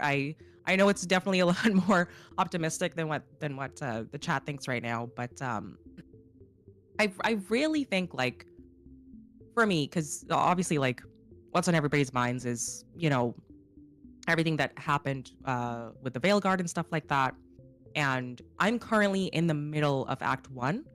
Like I'm still trying to recruit. I'm in the middle of trying to recruit Sanis. Yeah, I think I'm in the middle of recruiting Sanis. And I understand the sentiment behind the writing isn't the strongest in Act 1. It's very slow. And Callie, you told me that, you said like Act 1's slow, then it picks up, and then Act 3 is a banger. I think that with that, like that type of, like, having that type of slow thing, those are things that are kind of made in the those are decisions that are kind of made in like a pre-production, phase. And so with that, like the equivalent of if that an Act 1 had to happen in Mass Effect 5, Mary DeMarle would have a lot of say in how each act is going to run and how the story beats are going to fall. She's even though she won't directly maybe write some dialogue, she's going to, I think her role, she described it once, was she kind of lets the writers do their thing, and then she makes sure each part of the story works with each other and that it's cohesive. So, yeah, I guess I'll just cut it off there because I've been talking for a really, really long time, but I feel really strongly about this because, like, a lot of people feel strongly about the story in the next Mass Effect. So I'll just cut it off and say that I trust in Mary DeMarle, and I feel like if anything, like if any news comes out where she's not going to be in charge anymore, that's when I would start to worry. But otherwise, I am I trust him married tomorrow. I think it's gonna be okay. But I would like to see more confirmed writers to kind of get a better sense of how that's gonna look in the next game. See, I I really like discussing Mass Effect stuff with you because we have such opposing views. Um 100%. yeah, and we like our theories are the total opposite, and we are like I think over the years I'm kind of like to the vein of like, also I just said like a ton, sorry. Oh, I you're am good. kind of come to the conclusion that I don't think Shepard should be brought back, and I, on a scale of like 1 to 10, the chances of Shepard actually being brought back, to me, or like 1 to 100, to me is probably sitting somewhere at like a 5, maybe a 10 wow. on a bad day when like the investors are really wanting to milk it. But I Yeah. really, after kind of seeing what the way that Veilguard approached past choices and felt like it was also Veilguard feels like it, God, I hate talking about this game because it's never, everybody is so strong about their opinions, but Yeah, there's very little room for like nuance. nuanced conversation. It's so frustrating Yeah. because I want to say criticisms. I want to talk about stuff that I liked and didn't like about the game, but people are so goddamn weird about it. But anyways, Veilguard was like a change for the Dragon Age series, feeling like it was, I feel like at its core it's really struggling to determine if it wants to be a game super connected to the past or a game fresh for the future and new fans. And I really hope that Mass Effect doesn't have that. And I feel like Mass Effect is such a massive world that they can do anything, they can write anything, they can go to any planet, any part of the galaxy, the universe, and it has so much potential. And right now it feels like Shepard is kind of at the core of that, which I love Shepard. I love Shepard. But for me, I don't think the series can ever move on unless they move on from Shepard. I don't think that like they will ever succeed at telling other stories within the universe if they don't try. So I think for me, I don't want Shepard to be brought back with a brand new writing team, because I think that there's just a lot of room to like piss people off if Shepard comes back and it's not the Shepard that they know, or if what they did with Dragon Age where they bring back they brought back, you've played Inquisition, so they brought back Hawk from Dragon Age 2, and Yeah. I was like, that's not my Hawk. I don't know who that is, but that's not my Hawk. So I think that looking back at a lot of the decisions that Dragon Age has made over the years, and kind of the decisions that even Mass Effect has made, with Ryder and that game, and the way that they have approached changes in the series is really interesting to me. So it's looking back at them getting kind of new writers, and that's not to say that there are no veterans on Mass Effect. There are. Majority of the people in leadership positions are from, the original trilogy, which is very comforting. And I do think that Gamble has a really good relationship with the fan base, where I feel like he does kind of know maybe a bit more of what people want. So I do have faith in Mass Effect, but I think after kind of seeing Sylvia leave, I'm more worried about like Liara and Shepard. I don't think Shepard is going to be the protagonist. I don't. But I do think that Shepard will have a small presence, maybe flashbacks or memories or Liara's time capsule, something along those lines. And I think that with a new team of writers, I think I just want them to do something new. I don't know. I don't know. And we know so little about what actually is even going to happen. Yeah.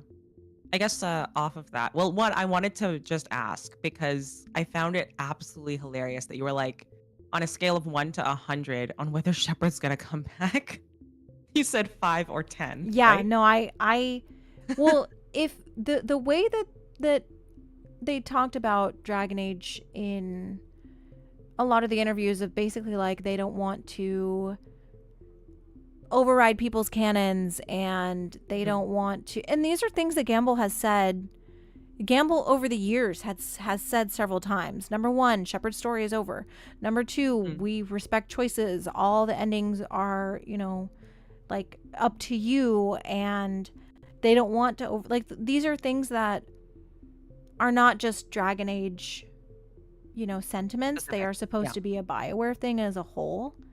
And they, like I said, Gamble has said those things himself. So that's kind of why I'm leaning that direction. Yeah. No, for sure. I just found it so great that you did a 5 out of 10. Meanwhile, No, I no, don't know if no. you've 5 out of seen. 100. 5 out of Oh, yeah, 100. sorry. 5. Yeah. No, just to clarify, it's way lower. It's 5%, not 50%. Yeah. No, but I just wanted to say, I don't know if you've seen my latest stuff, but now I think there's going to be 2 Shepards. I know your theories. So Your theories I'm at a. get wilder and wilder, and I'm like, that is so awesome because we, like I've said, we don't have the same theories and we don't really think like the same direction. So Oh, whenever I watch a video, I'm always completely like, I did opposite. not think of that. That's interesting. No, it's just you're at a 5 out of 10 out of 5 out of 100, and I'm at a 200 out of 100. So you're like, I think that's you really double. think Shepard's coming back for sure. Look, I think here's the main reason I think that Shepard's for sure coming back is basically marketing, because And that is they've where my dropped. 5% is like Yeah. they know that Shepard brings in money, and that's really it. Yeah, it's just the rhetoric, like they have never been so blatant about Shepard potentially coming back. And then the last N7 day, they start saying things like Sheparded. They're using Harding as Liara, basically saying what an old friend would wear. Like, it just got so blatant that I was like, I feel like they're actually gonna do it. So I anyway, will say, and I know that we've spoken about this, but they do gotta shit or get off the pot though. Like they gotta stop. 100. They gotta stop teasing if they're not doing it. Here's the thing, right? Because of Gamble's eyes thing on the one tweet where it was like, referencing next year, or sorry, this year, 2025. I think that Gamble's trying to hint that, yeah, like there's not going to be any more, waiting for the next Dragon Age or whatever stuff, holding them back from releasing big news. So yeah, I'm holding out hope. And 7-day 2025 is gonna be Same. a lot of a big, like bigger, hopefully, than a cryptic I mean, thing. this last N7 day didn't really even exist. Oh my! Kala, I was so devastated when I realized that same. the tease was behind the Veilguard because I hadn't started it yet. So I was like dipping into your stream, being like, "Okay, Kala has the game; she'll figure it out, and then we can chat about it." But yeah, I mean, I don't know. I think, yeah, I think I'm of the mindset where, I mean, you know me, like I have done extensive work on my theories, so I feel like I've almost convinced myself that Shepard's going to return. But I also, like, I wouldn't be devastated if Shepard didn't come back because I know that, the quotes are out there of Gamble saying Shepard's story is over and all that. But I don't know. It just seems weird. It all seems kind of weird and funky, and putting it all I totally together, agree on it that. seems weird.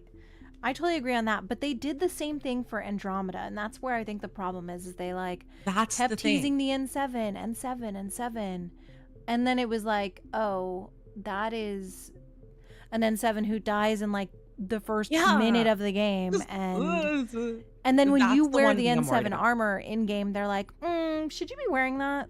Yeah, I wore it anyway Oh, because I I was did too. desperate. Yeah, no, I did Feel too. something, but yeah, I just see that's the one thing where has marketing figured it out? Like you and me know that Gamble knows the fan base, knows what we're thinking about, so he would have approved, the shepherded line and all of this rhetoric, knowing that we're unhinged. Oh yeah. So is he just messing with us, or is he trying to nudge us in the right direction? Like that's the fun part. And then I he think went radio silent, so now we just don't know. Like yeah, we I just have do no think idea. that like the concept of N7 Day puts them in quite the pickle because BioWare BioWare has N7 Day and Dragon Age Day where they have to do something for the fan base. It's an expectation at this point. Like it's not, they mostly use it as like a marketing for new merch, but there is like a fan involvement there and expectation that they have set. So realistically, they like cannot just go dark because they have done the last few years we've gotten teasers. So that's why with this year's N7 Day I was like, okay, quit joking around, show me the new concept art. Like where is it? I'm waiting. And that was really disappointing. So I think they are in a really interesting position where if they're going to go dark, and I saw this in chat, someone said that they need to go dark. If they're going to, they need to kind of convey that. They need to be like, hey, here's a blog post saying this is where we're at in development. We're going to, put our heads down and get back to work. There's not going to be anything this N7 Day. Thank you for your support or whatever. Yeah, but I would be here for that. Yeah, like, I would too. I think that transparency is good. And let them cook. And we know that nobody has been on the project for the last 15 months. So, I think that we're about to see it ramp up and hopefully they've done some work on it, but I know that this game is not anywhere near. We're looking at 3 or 4 years. Oh, at the very least, yeah. right? Yep. Like I know we all had a laugh about 2029, but if we look at just AAA games timelines, 5 years is not, that's on the low end now. So, yeah. Somebody just asked, it's still in pre-production. Yeah, it's still in pre-production. It's literally still in pre-production. So yeah, like I think a lot of people get frustrated by that fact, but I think that in pre-production, that's almost the most crucial time. Yeah, that's when they do the most work.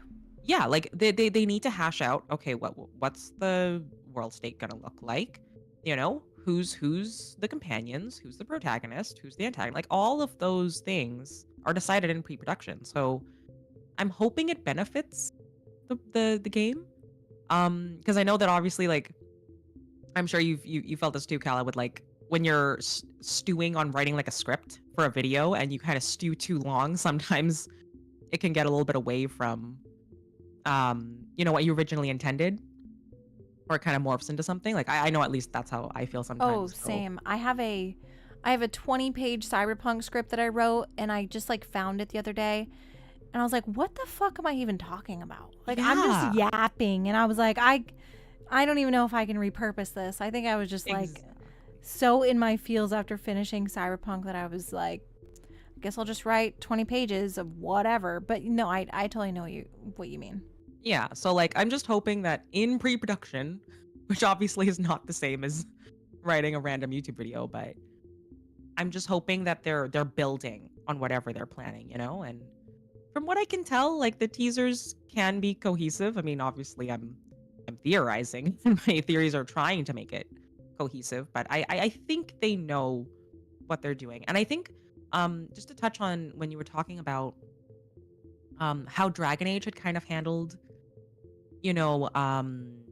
the previous choices and all of that, I think that Gamble made it very clear on Twitter that Dragon Age and Mass Effect are completely different genres and IPs, and they'll be handled differently. Like he made an effort to tweet about that, So I feel like he was trying to send the fans a message, like Mass Effect fans a message on like, just because something's done this way in, a franchise in BioWare, it doesn't mean that it's going to be done similarly, with Mass Effect. So yeah, I just wanted to throw that out there as well into the conversation. No, I totally agree. And I think that it's also hard for me to talk about Veilguard because of my involvement you know, with the game. So it is hard for me to be biased, but like I think there is also a sadness that Veilguard is kind of like the test game where they had to spend so many goddamn years fighting EA to be able to get this game to be a single player. Devs left because of it. It was rebooted several times because of it. Like, even in an interview that Corinne Bush did, she joined the project 2 years ago. And she said that even then they were still playing the multiplayer version of the game because it had, like, so much of it had carry. Like, Veilguard was never given the proper opportunity to be the game that it could have been and to be the game that they wanted. And I'm not saying that's an excuse. You know, people have their criticisms, and there's a lot of people who have been very good with their criticisms, but it is frustrating knowing that like a lot of choices were in the game at some point and they didn't get to do that. Like Katie Gilderthalin has been data mining, and there are so many choices that seemed like they were put in the game and then had to be removed. And I think that's what's so frustrating about Veilguard for me as a whole, is knowing that it could have been like, there's just so much missed potential because the game was never given the room to thrive, I guess. And you know, they had to go through all the stuff for Gary McKay to be like, now BioWare is going to be single player only, you know, which is great. But BioWare got the shit end of that stick to make that happen for Mass Effect. So I really just hope that Mass Effect takes all of the criticism that people have for Veilguard, because I think that some people have some really good criticism on Veilguard, and I think a lot of it's valid and could really help to make Mass Effect better. But yeah, I think it's just so frustrating knowing what Veilguard kind of went through. I think Mass Effect will benefit from Veilguard's suffering, I guess. If that's the only positive thing that I guess I can spin that as. Yeah. No, I think they know though. You know, like I'm playing through just the beginning of Act 1, and it feels like a game that didn't know what it was trying to be, you know, and I'm sure it figures it out in like Act 3 by the end of it. But I think the one thing that I keep ruminating on is the events that are happening feels so much like the main character should have been the Inquisitor. Like I'm finding it I think the strangest thing for me is I'm finding it really hard to engage with Rook. You know, like I'm always like, why am I here again? You know, like I know why I'm here, like as Atharia, like I want to know what happens with Solus and all of that, but I'm finding it really hard to understand why Rook's there besides for the Varric connection, you know? So to me it feels like, and I don't know what's in the data and all that, but I think as soon as the Inquisitor rocks up, I'm going to be very engaged. Yeah, I think that's the first thing where it's an Inquisition sequel, you know? So it feels like it is, but it's also trying not to be, which is and I which think is that's the confusing weird part. It's confusing. It doesn't match up with, like I feel like they both tried to, the confusing part is they tried to make it an Inquisition sequel, but with a new protagonist. And I feel like that's the part where it's kind of getting to me, which is why I think I'm so attached to the idea of, in my theories for Mass Effect, for the next Mass Effect, is that if they bring Shepard back, we have to get closure. No, you know? and like I 100% agree with that. And I understand. Also, I want to answer Jace's question here. For sure. Jace asked kind of about the council, and the council's been really hard for me to talk about, especially after the game's release. But I just want to say that, like, we never saw the full game. You know, we saw curated portions that were, you know, in progress pieces, and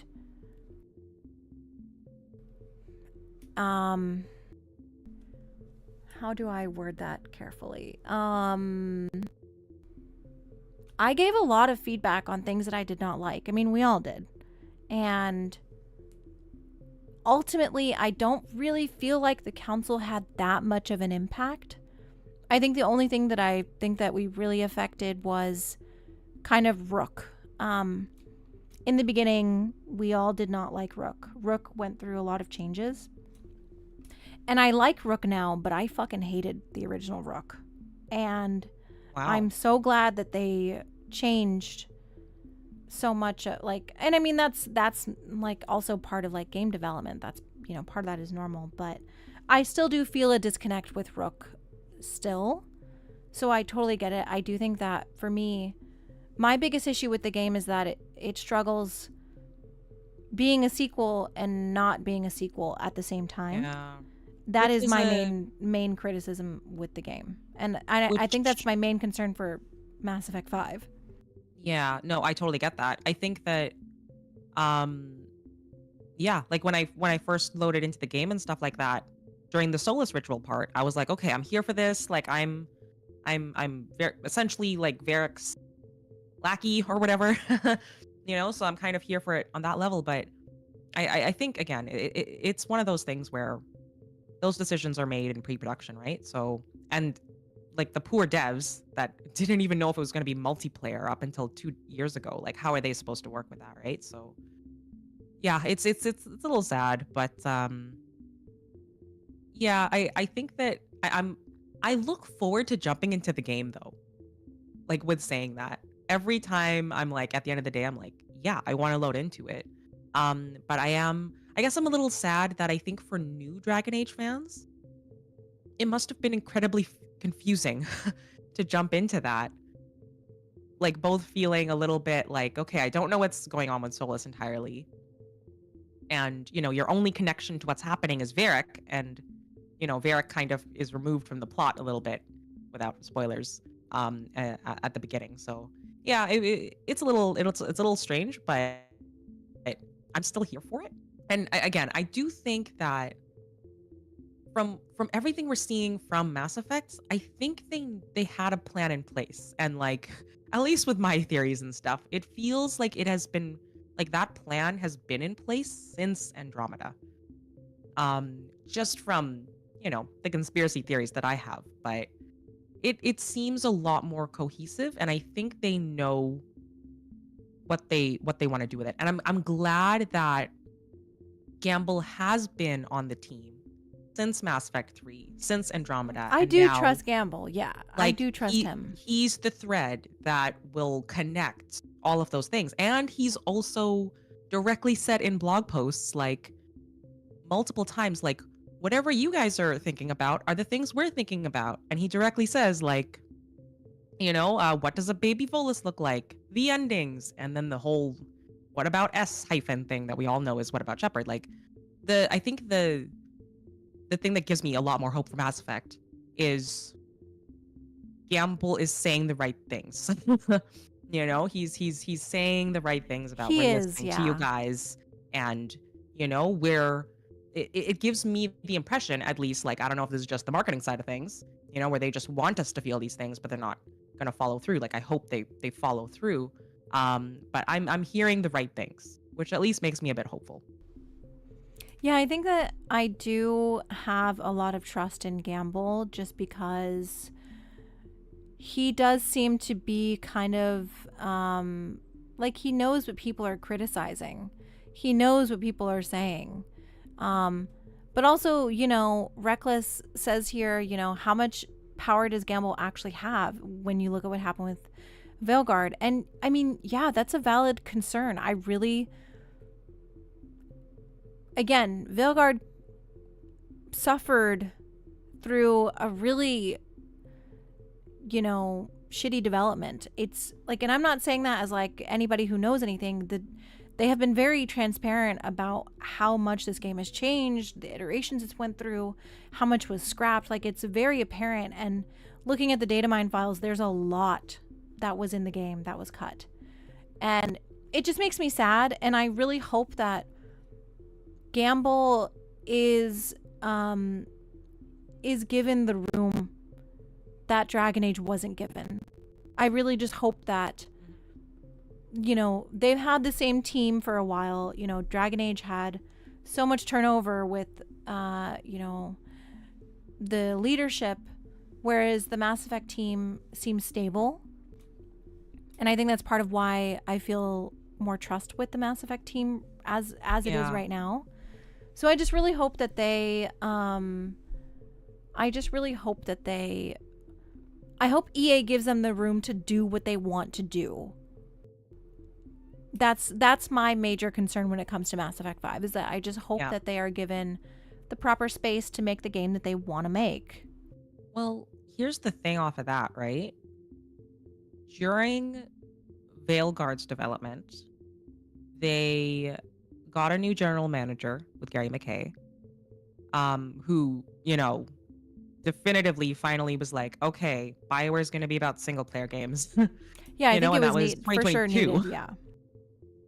So that was in the middle of their development. Mass Effect 5 now already knows that. So that's like fully figured out. And what they were working on before, which was the Legendary Edition, huge success and everything like that. Obviously, remaster and all that, but like they had a chance to sort out all of those kinks. And now they're in a position where they know what BioWare games are going to look like, you know, like fully single player. Like that's not even a discussion. It looks like they have been working on some type of an idea in pre-production since 2020. So it's already been 4 years of that. And I think something that totally flew under the radar, but is a huge hire, was Connie Booth, who got picked up from. Oh, you mean Who was Sony? yeah, that's right. I forgot Yeah, about that. and the huge reason she got brought in was like in the IGN thing, I think, was to revitalize BioWare. And the strength that she brings is specifically for like the systems, like basically making sure that, you know, production goes smoothly, and like essentially I view the hiring as whatever problems a lot of people have with how BioWare games are developed. She's there to sort that out and kind of keep everybody organized, and bring in the systems that she learned when she was working on things like Spider-Man 2. And I'm blanking on the titles that she worked on, but like she worked on high quality titles with Sony. Connie Booth is there to help them during that development process, and she only got hired, I think, in 2023. So there's no way she could have helped the Veilguard. Yeah, So there's I been a feel lot like- of shifts in the last just, you know, short time. And Yeah, again, it feels like Veilguard went through a lot of issues to basically be able to streamline the choices that Mass will be Effect. made with Mass Effect. Yeah. yeah. Like it Um, feels like everything, like the way EA treats Mass Effect is like the golden child. You know, Yeah, like the yeah. firstborn.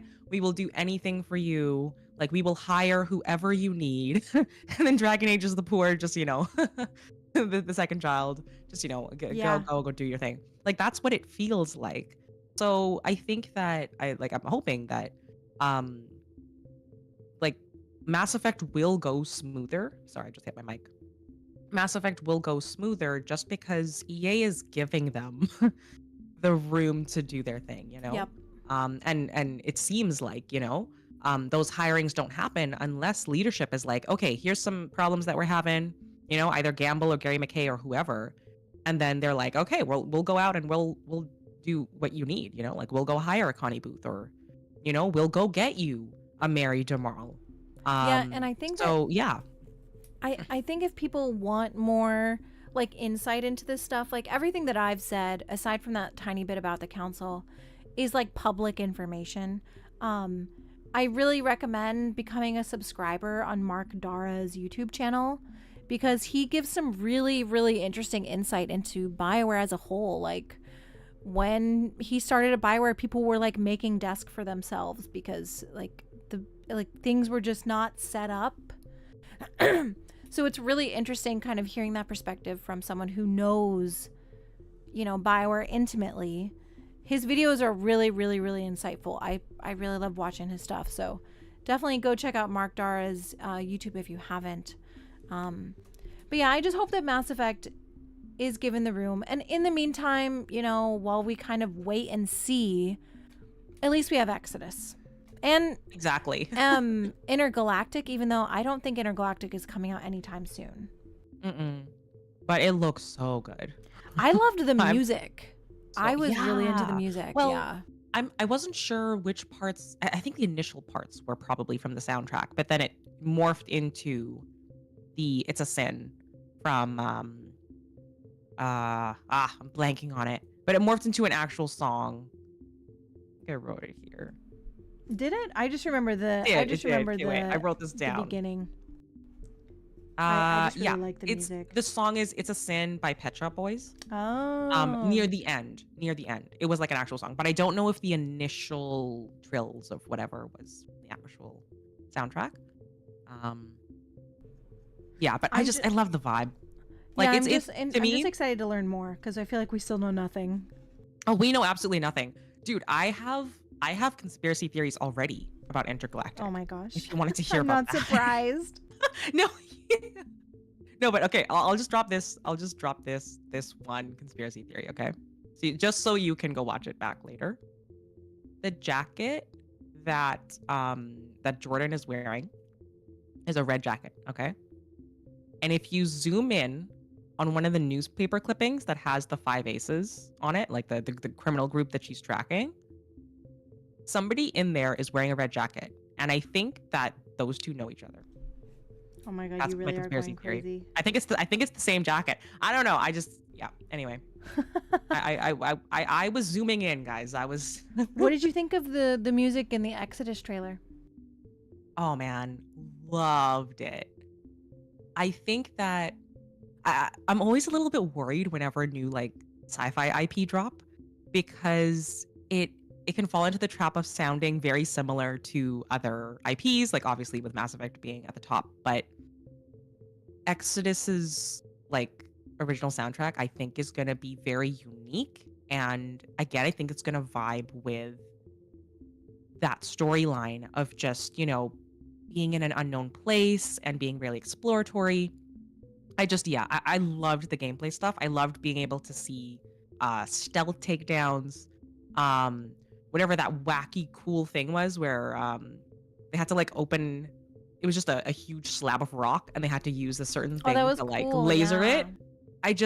I loved seeing unique things, you know, like that's not a thing in Mass Effect. But which is why I think it's going to be its own unique spin on like a sci-fi IP, and it just makes me so excited. I'm just going to be over the moon when that drops. Me too. I'm really looking for a new hyperfixation. And I've already started hyperfixating on it, but like I have such little to go on. I mean, but I'm still yeah. excited. I love this trailer. I thought this trailer looked really good, even just for like an alpha, for alpha footage. Yeah. I'm super excited. I will say though sure. that the one thing that I'm not super sold on is I don't know how I feel about Elisa's hair. Oh, yeah. I was gonna say it reminded me of something. Oh yeah. Blanking on what it is, but it kind of reminded me. I think the way it falls, for some reason, is getting to me. I think. Oh, you know what? I think in my mind, I don't know if you've ever experienced this, but like, if you've been like a kid or just messing around, and you use a hair tie to just gather your hair at the top, and then just kind of have a really tight hairband right at the base to like your skull, and then your hair flops. That's unfortunately the vibe that I got. Oh, you're right. It does look like, I think they improved it. They did show some artwork of Elise back in February, and they did kind of bring her hair down so it looks like it's actually sitting on her head in the trailer. Yeah, that was the thing. That was getting. I was like, it looks like there is hairband. Like, no, I totally yeah. agree. It looked fine in the trailer. It's just that when I saw the website art. Yeah, the hair looked, it looks fine. It could be different, but it looks fine. I think she's really pretty though. Oh, 100%. So I'm super excited. And I think Tom, because this is like an older version of Tom. Tom is looking pretty good. Oh yeah. Well, I wanted to ask you, because we have not seen, to my knowledge, I don't know anything about this, but like you're in the server. Is it confirmed that there's gonna be like romances in Exodus? Yeah, they did confirm it. Yeah. Okay. Okay. I wouldn't be this obsessed with the game if they didn't, to be honest. I think that's why I'm like not super invested in Avowed, just because how are you gonna have Brandon Keener, the voice of Garrus, voice a blue fish man and like not make him romanceable? Like Oh, that's gonna just be tough. rude. Well, it's okay because like I'm sure, I mean, I don't know if modders can do something, but trust in the modding community. If they Modding can make community an always comes Elcor, through. if they can make an Elcor romance, they can do anything. True. Yeah, no, I think Exodus looks great. I'm really excited for the studio, and I'm really interested to see what the next few months look like, because like I said earlier, their marketing has been so unconventional and just kind of like they're winging it a little bit, which is fine. I have no problem with that. But it just makes me be like, I don't know what their next move is going to be. Are they going to, you know, like do another showcase on YouTube or Twitch, or are they just gonna like shadow drop the game one day and we're gonna be like, oh, we can play it? So yeah, I'm interested to see more of Exodus. I want them to reveal the other companions, because the other companions look like they're not humans. Yeah, no, 100%. Although if you had to look at Elise's, right, and we had just the shadow, she's in a machine. So yeah, who knows, she has right? she has her mech right there. So it doesn't necessarily, you know, it could just be there hiding behind something, or I don't know. Like, wouldn't it be funny if it was just like there's a random pillar and there's just somebody just leaning against a pillar? And they just Wait, had what us do you mean? guessing. No, like, you know, like how they have the silhouettes. Oh, And yeah, it's like yeah, just a yeah. certain- Like it's if it was just something random, like it's yeah. a tree, and it wasn't actually part of their. No, I persona. think the other ones, except for like, I think there's 3 left on the website, and I'm pretty sure 2. I think one is a celestial, which is like the. Has to be. Yeah, it has to be a celestial, and then I think I'm one hoping is it's still, like, a ghost. a daemon. Yeah, maybe a daemon, and I saw someone theorize that this woman in the trailer could be one of a daemon as well. Maybe that's what her weird egg backpack is for, to carry a silicate egg. Who knows? Okay. Lots of I would love if it's theories. a ghost. We don't know what's going on with Exodus, so If there is a ghost, I feel like they're gonna be my number one companion, because it sounds like the ghosts. I mean, I guess we didn't talk about it, but ghosts in Exodus are like basically they're not sentient, but they're like robotic, kind of like think like a Geth, but without sentience, I guess, Yeah. is the closest. But I'm sure that if we had to have a companion, they would somehow be sentient. So yeah, I feel like I would be channeling my Legion, bringing Legion along, and bring a ghost along. baby boy Legion. My favorite companion aside from Liara. I actually had a question for you. I don't know how much time we have left, because I know it's almost 2 hours here. I had a question about, because I had been asked this on my channel. Have you seen the one Cryptic Gamble tweets where he was like, oh wow, there's a lot of Mass Effect fans in my mentions lately. It's almost as if the game's like super cheap right now. And then he said, definitely go play everything, but especially play the Lair of the Shadow Broker. One, what the heck do you think that means? Or I guess maybe, let's go with 1. Do you think that means anything? And then 2, if yes, what do you think it means? Is it a hint about Mass Effect 5? Like, is the Lair of the Shadow Broker, or do you think that it's just he was messing with us? I think 2 things. Number 1, sometimes Gamble just likes to throw curveballs because he knows that we're analyzing everything that he says and does. Oh, speaking of, did you see the tweet that he tweeted on N7 Day, or no, on the game during the Game Awards, and then deleted it? I thought I saw something, but again, I wasn't paying attention to the He Game was Awards like, that day. But wouldn't what it did he be say? nice if ... and then he deleted it. It was in the middle of The the heck? awards. Wait, what? Yeah, yeah. Yeah, I got a I notification. didn't see that. I did not even see that, Kala. Yeah, and then he deleted it, and I was like, you I would have me. lost my ish if I saw that. I would have like gone live. That would have been really funny. Yeah, it was interesting that he said that because I was like, what are you trying to tell us here, Gamble? But he deleted it immediately. The fact that he deleted it immediately. I mean, jumping back on my conspiracy theorist thing. Do you think he's planning something for next year's Game Awards? I know it's way too Maybe, but I early. still feel like that's too early. You know, I Oh, really don't random. think. I think the earliest that we get this game is 2027. The very earliest, like Oh, unrealistically early. I'm thinking like 2028, and that's unrealistic. Yeah, no, I think that's definitely more reasonable. But anyway, back to the layer of the Shadow Broker. Oh, sorry. What? Oh, the other thing that I think that it means is Liara is our connection to the original trilogy, and I guess Andromeda too, but she's very clearly going to be playing an important part in Mass Effect 5. I almost said Exodus. In Mass Effect 5. Can you imagine? We're gonna get the crossover eventually, just not now. But yeah, I feel like the only thing that he can tease right now is Liara.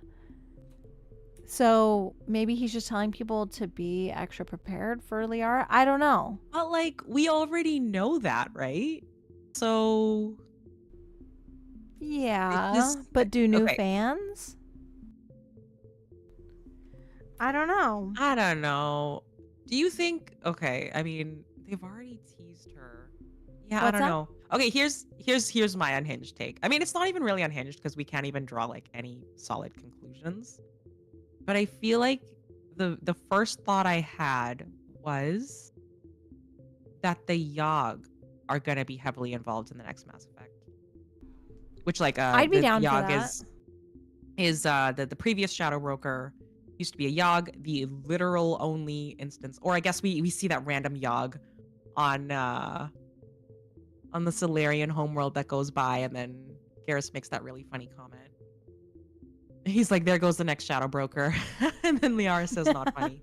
Anyway, I love that part. But yeah, I think, because I was just thinking about it, right? Just coming up with ideas and just spitballing about what could the enemies in the next Mass Effect look like. I feel like they wouldn't go with the Krogan again, like as like a heavy, like one of those heavier enemies that you have to like, really pump a lot of bullets into or powers into. So I was like, an equivalent of the Krogan would be the Yogg. So that's my unhinged take. That has absolutely no evidence, but I feel like the Yogg might be potential bad guys in the next Mass Effect. Maybe. Yeah, I feel like at this point there could literally be anything, like it's also hard for me to theorize like super in depth. I feel like I've backed off on theorizing about Mass Effect as much because by not getting stuff for N7 Day, I was like, oh, okay, maybe they're trying to tell us to chill a little bit. You know what I mean? Oh dear. Well, then I would have to just stop my channel immediately. Well, you're gonna cover Exodus like I am. No, yeah, But- I am. In January, it's starting. But also, I really, all of the clues that they've shown us could literally mean anything, and that's fun. Like that's part of the fun. But also, I don't know what to theorize about that I haven't already theorized because haven't revealed anything new, and I'm so sad about it. Yeah. I mean, the way that I think about it, right, is that if they didn't give anything much new, then they have to just be building on what they've done before, right? Which is why I came up with like, oh, there's going to be 2 Shepards. Because now I think that the N7 agent, I guess in your theory, I think that that's Shepard in AI form. So yeah, that's what I think they revealed last N7 Day, but I think I Again, agree I with don't know. it with what Johnny says here is that, and I know I've said that before in one of my videos, that I think that Liara will kind of be our new, maybe she'll be a companion, or maybe she'll be like someone that we like report to. Like maybe she is the shadow broker, but she has amassed so much power now that she's like way more than just the shadow broker and has taken over, you know, the entire galaxy or whatever with all of I'm her shadow broker stuff, and we are I like mean, one of her agents. I think that would be super cool, and I think that'd be a really cool way to connect to Liara. I think oh no, for that's kind of sure. what I'm expecting. If that's what it is, I'm totally here for it because, I mean, we both love Liara. So like Yes, if I we're just do. gonna directly report to her, like sure, I'm here for that. Um yeah, I think that I just want to know more, Kala. Like, just I give us know. something. Like, And that's why I'm even just if so it's just bummed. the I feel randomest like we fully understand. Like, we're both saying that with the full understanding of they had to give Veilguard the space and I all get that, it. Yeah. but we're just so desperate. I get it, but I'm also like, you guys couldn't have released like just a concept art? Like, really? Just give us like, Really? even if there was nothing, like even if it was just a sun on a starry background and there was nothing like that, that's just it. Yeah, like I just wanted a crumb. Yeah. But no, Well, I mean, I'm left starving. And that's why I don't think that we're going to see anything else until, you know, this N7 day, yeah. since we're in 2025 already, if you guys didn't Oh, know that. yeah. No, it's already 2025. Yeah. It's 2025. Okay. I mean, Mass Effect fans have to live a little bit in the future, otherwise we'll lose our minds. Like Oh, I'm we're constantly always a doing year that. ahead. Oh yeah, I'm like, I already have a counter on my phone for the next N7 day. Like I Oh, always, N7 day is the real Christmas. Okay, I don't really oh, like. 100%. Yeah, as soon Yeah, as N7 November 8th, we're like this year, November 8th. counting back down. Yeah, It's already 2026 by then, right? Because exactly. You got that's to how the round calendar up. works. Yeah. No, I totally agree. Knowing N7 day is coming keeps me going. Okay. No, it genuinely does though. Yeah. No. If we I'm get not even nothing kidding. 2 years in a row, I think we'd both cry on stream though. Like I I'm feel jumping like into traffic. Okay.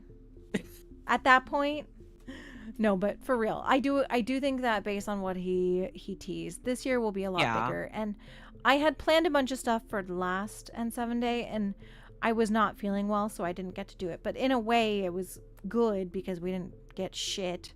Yeah, can you Um, imagine oh all that God, hype but and then yeah, that would have made me so frustrating. But yeah. this year for sure, I think will be a lot bigger, and I'll try and do something for sure for this year. But that's like a long time from now. It's okay. We're gonna make it. We're definitely we We will all make just it need to because make it. Exodus is coming out in 2025, Exactly. guys. Okay, you've heard it here first. If Yes. it doesn't, though, don't quote me and don't ever mention this to me ever again. Okay, I love it's that. It's coming out this 2025 or year. bust. It's this year is when it's coming out, right, Kala? This Just say year, this year this Exodus year is of coming out. 2025. Yes. Yes. There you go. All right. Well, I think I need to go eat. I am freaking starving, and it is 2 o'clock my time. But thanks for Okay, chatting. Honestly, I've been missing streaming. I haven't felt super well, but um, I am. It was nice to chat with you. I know we're both really excited about Exodus. I hope it is. I hope it is everything that they say that it is. Obviously, we need to see more proof in the pudding. But oh yeah. thank you everybody so much for joining me today. I obviously recognize a lot of your guys' names, and I'm just very thankful that you guys were all here today.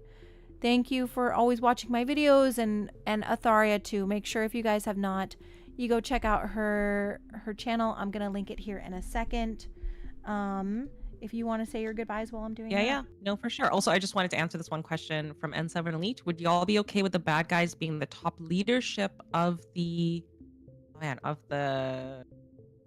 fleet that made it to the Milky Way? I would be okay with pretty much anything as long as like they don't make like like if like all of the returning peeps come back like Garrus and Tally and Liara, as long as they don't, you know, mishandle those characters, I feel like I would be okay with anything. Let's put it that way. But yeah, Kala, thank you so much for inviting me on, and literally anytime. As you can tell, even though I sound like a dying bolus, I will come on and stream with you whenever. So yeah, I feel like somebody at the very beginning of the stream said that I should try saying I am a biotic god. So I'm just gonna go for it. Oh my gosh. I am a biotic god. Yes, you are. Okay, that's how that's how I'll sign off every single time. Oh my gosh. whenever I'm sick.